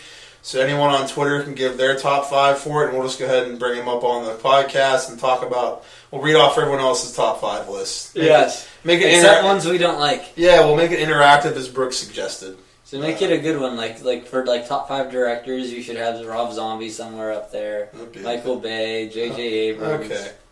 Zack Snyder. You're an asshole. Do you have another one to add that you don't like? Marcus Nispel. I don't know who that is. He directed a bunch of fucking Michael Bay's horror remakes, like the Friday the 13th remake, the Paul Greengrass. Remake. I win. Paul Greengrass, you do win. Honorable Marcus mention. Nispel can suck a dick, though. Alright, so yeah, we're going to try to make this interactive, so if you guys go ahead and just tweet us your top 5 list for whatever it is for the week, we'll bring it up when we read our list off. And since no one gave us any for this week, possibly because we didn't tell you until the day of, and you didn't have time, we're going to go ahead and read off Brooks's top 5 for last week. Yeah. That's what we're going to do. Yeah. Okay, so we're going to go ahead and read that off here in a second. And I am looking for the Brooks's tweet here. So I was just telling Dave about how I got pissed because he paused it for shit that he has to look up. But when I have to look up shit, we get to awkwardly sit in silence. Well, see, I paused it just now to try and find Brooks's tweet. But I was like, it's going to take a long time, so I should pause it. And then Gable got all bitchy and pissy. Like, I'm on my period, and why'd you pause it for you but not for me? Why am I not special? You're still talking, not even looking it up because you're distracted, which is what's happening. I'm not even looking it up. Okay, now I'm looking it up. Yeah. I thought you were going to talk. You're not talking. Well, it's because you've been talking the whole time. Take the reins. Come on, take the reins. So, I'd like to talk to you for a moment about our Lord and Savior. He is Ben Affleck? He's 5'7". He lives in a pineapple. The Red Hook section of Brooklyn, New York? No. If you say SpongeBob, I'm going to punch you in the fucking face. It's Harambe. What? Harambe. Dude, what the fuck are you talking about? Nothing. So, Dave... You're doing a great job right now of talking while I do this. You're doing a real good fucking job. I'm feeling the timing. Yeah. Are we gonna watch Game of Thrones anytime soon? Is that on your list? No intentions of ever watching that show. Why? Why not? It's titties and dragons. I don't really care. Dragons and titties. I don't care about... I like dicks, not titties. Oh, wait, no, I don't. I got confused. I mean, there's dicks. I thought I was There's something for everybody. I thought I was Brian Bemsworth for a second there. I got confused. I'd probably talk about this on Game of Thrones on the show next time it's in season, but yeah, I feel like it'd just be a conversation with myself. You have any issue with that? Conversating with myself? Well, you're clearly doing a bang-up job of it right now. Dude, I wish we had those the biscuity chickens. Chicken and a biscuit. What are you talking? Oh yeah, we could have got them, but you were being a pussy and didn't want to go get them. I found the list. Here we go. It's only been 5 minutes. It took you fucking forever. Yeah, last week we went over our top 5 comic book characters. This is superhero characters. Because I would have had like Walking Dead characters in there and shit. Okay, I'm sorry. I'm fucking sorry. Okay. Sorry. This is Brooks at Captain America with 2 A's at the end here. Captain America, Do you think Captain America's going to be on his list? yes. Okay. Number 5. This sounds familiar. The Green Lantern. That's what yours was. Yeah. Hal. He has Hal. The Green Lantern Hal. That's the one he has. Is that who you had? Hal Jordan? Yeah, there's been more than one Green Lantern. He's the main one. I don't know. Yeah. Number 4, that doesn't matter. Number 4, he has Emma Frost. Oh, cool. Number 3 has the Punisher. That's cool too. Number 2 has Captain America. Bucky as Captain America. Whoa! Nice. Plot twist. Yeah.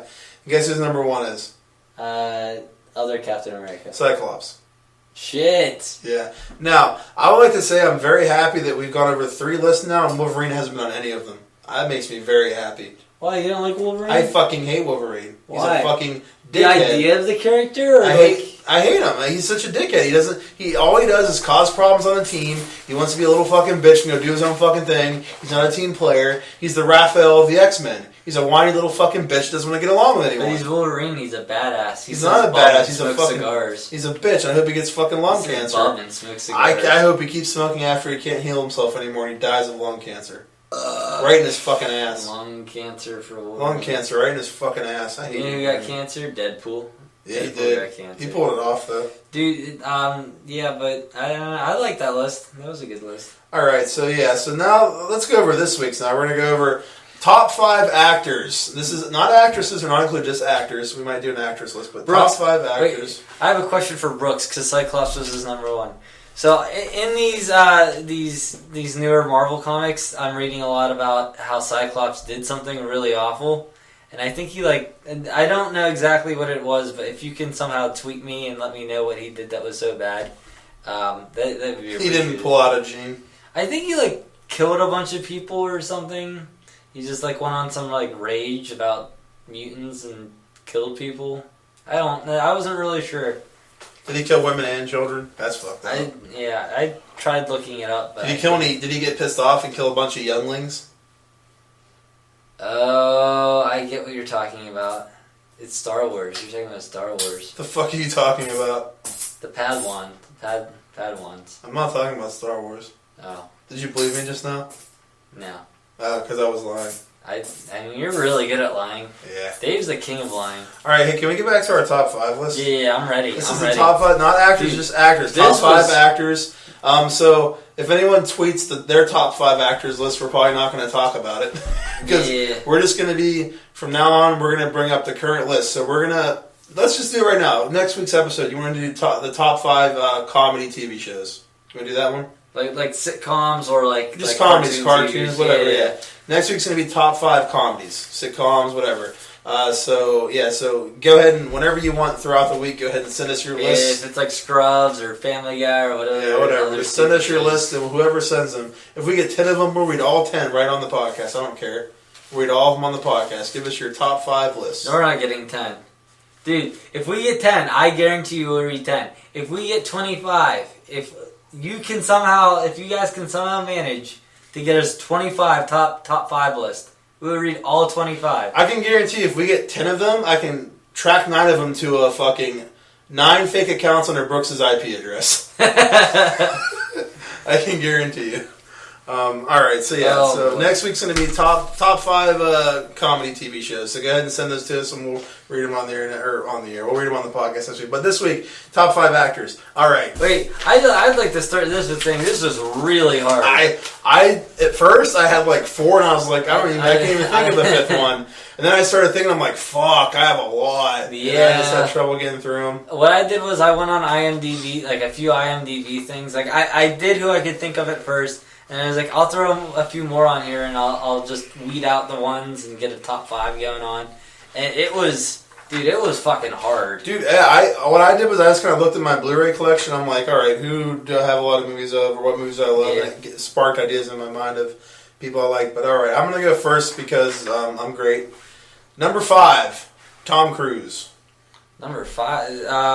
My number 5 was... Okay, let me talk a little bit here. Okay, you got it. I'm sorry. Honestly, anytime I see a Tom Cruise movie, at the least it's alright. Really, I'm not a fan of Tom Cruise Really? myself. Dude, Collateral. Did you ever see Collateral? Something about with, his face just annoys me. That's not. Did you ever see him in Collateral with Jamie Foxx? No. He was fucking amazing in that movie. It was so good. First thing for me, like he's like him, like Jack Nicholson. Like I can appreciate them as actors, but at the same time, if you told me you're watching a Tom Cruise movie, I'm like, I thought he was so funny in Tropic Thunder. I thought he was hilarious in that. Okay, that one I can admit he was really funny. He was really funny. He was really funny. I mean, I like everything I see in him. Tons of movies like Vanilla Sky. Oh my god, have you ever seen Vanilla Sky? Dude, I purposely avoid Tom Cruise movies. Oh, I fucking love Vanilla Sky. It's so fucking great. But I love Tom Cruise. All right, that's my number 5. Who's your number 5? My number 5 is Edward Norton. Oh, yeah. He's one I don't have on here. I didn't think of him. Oh, I'm sorry. That's a good one, dude. Mainly recently because I rewatched Ghost Rider. What? I rewatched Fight Club lately. I haven't seen that in years. I've been meaning to watch. The first time I saw Fight Club, the ending was not ruined for me, and like we were talking about earlier, when there's a twist at the end, it makes it like so much better, and I fucking love the ending of this movie. Yeah.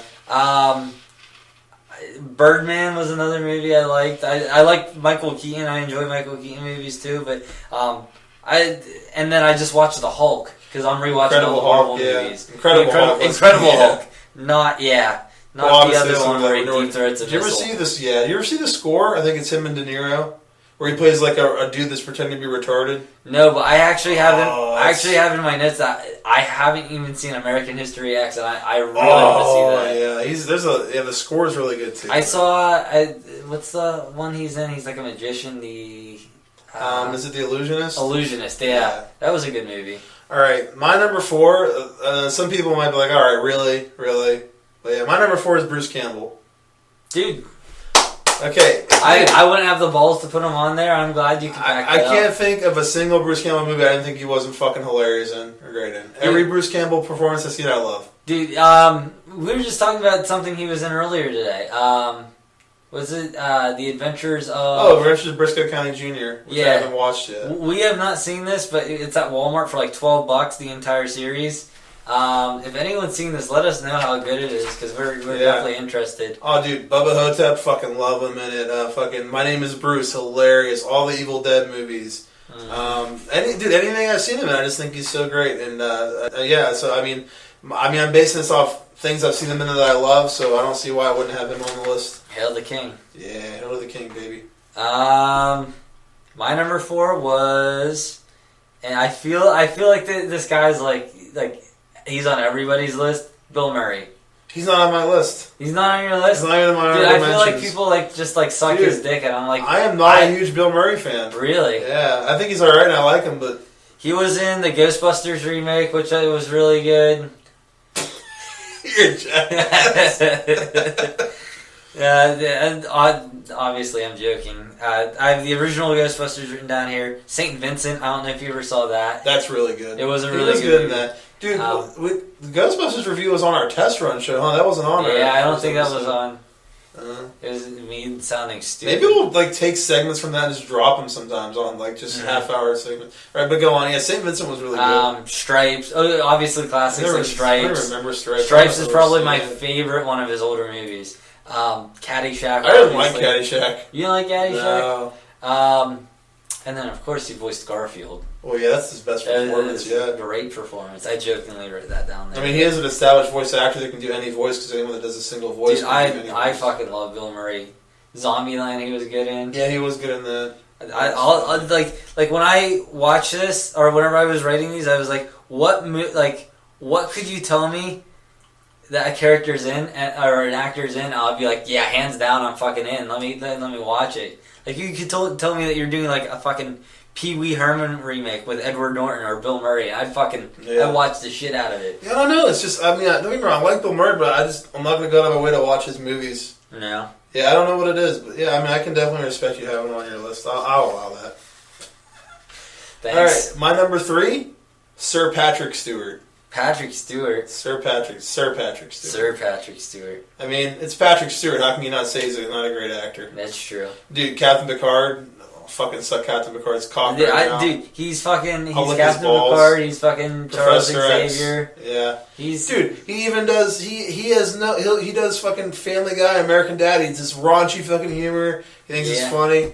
I mean, do you ever notice that like the fucking Patrick Stewart and he does the voice on American Dad? You said, right? Yes. Okay. Because they don't even draw the character any different. They draw him like Patrick Stewart. I googled it and I was like, does anyone even acknowledge this? And I could not find any like thing posted online about it. That he looks like him, so that they draw it like him. Yeah, well, the fucking character from I didn't even realize that was his actual voice, to be honest, on Family Guy. I know what you're talking about right now.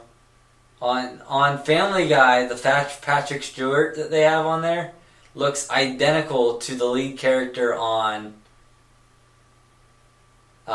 fucking American Dad. Like, it looks like they didn't even like change it at all. What do you mean the Patrick Stewart character on Family Guy? What Patrick? If they were to do a flashback with Patrick Stewart, I was watching and I was like, holy shit, that's the exact same character. Like, because I know Patrick Stewart was Dad. on the show and they had the whole cast of Next Generation on there. I see what you're saying. Because they did have a Family Guy where that character was on it from okay. American No, Dad. I meant like Patrick Stewart, the actor on the show. Yes. Yeah.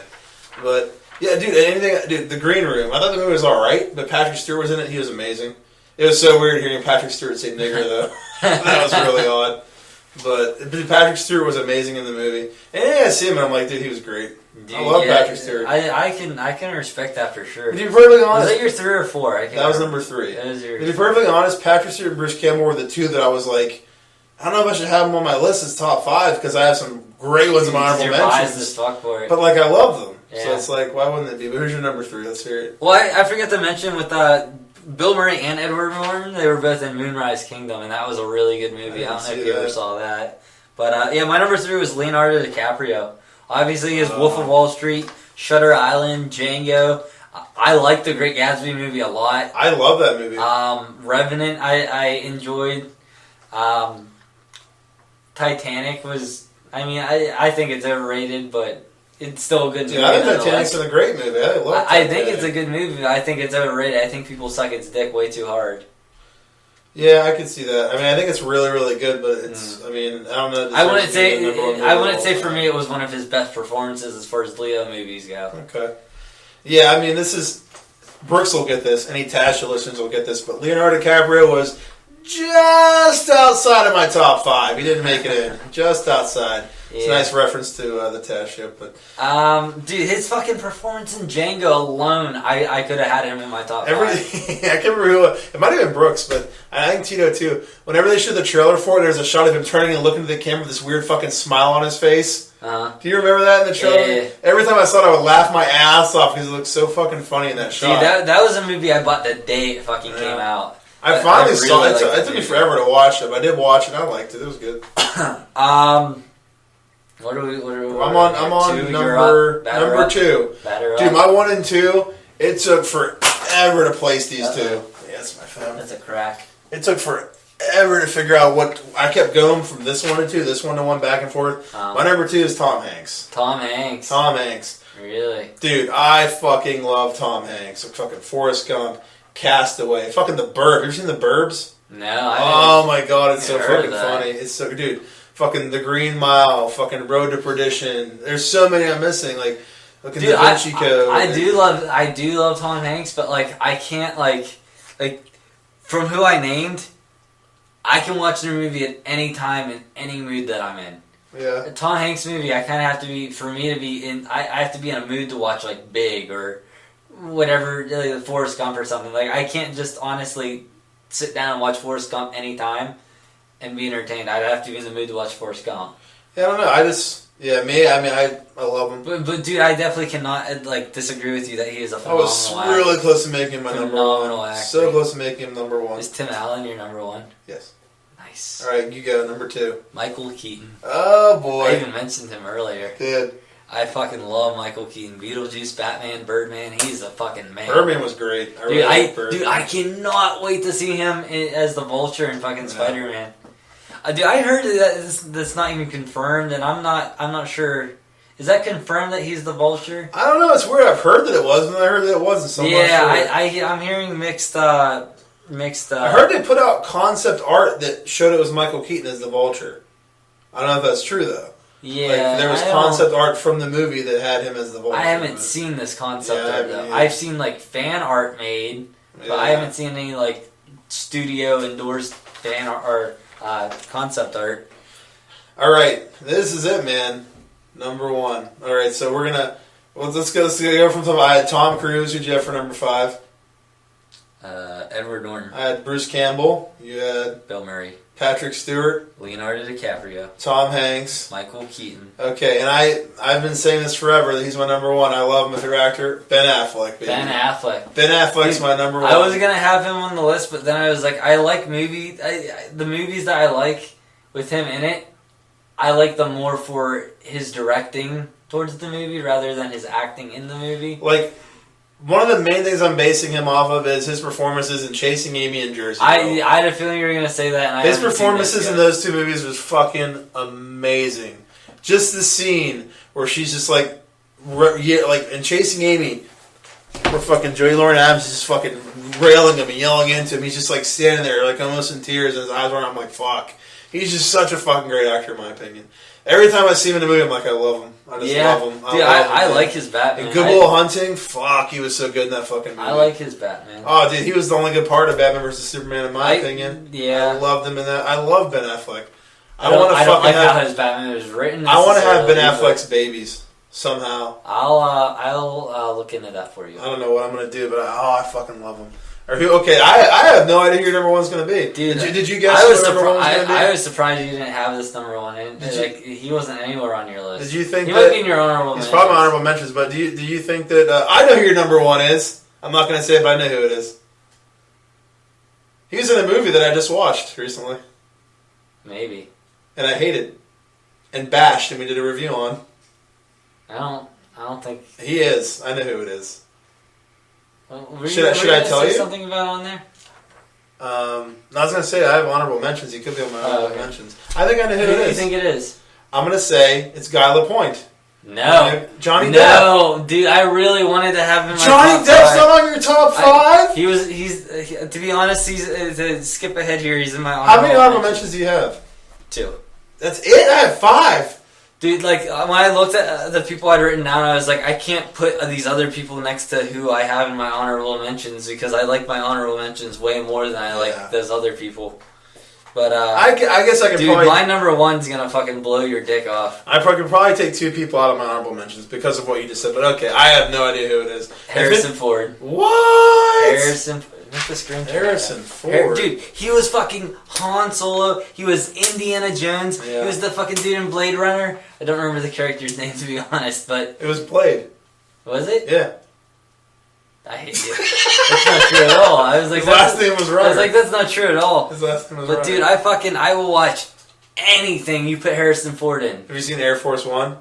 Get off my plane. Dude, that's probably one of the few movies I have not seen with him in it. Funny. Do you see 42? No. 42 is really good. He played like I think the commissioner of the MLB or something, but he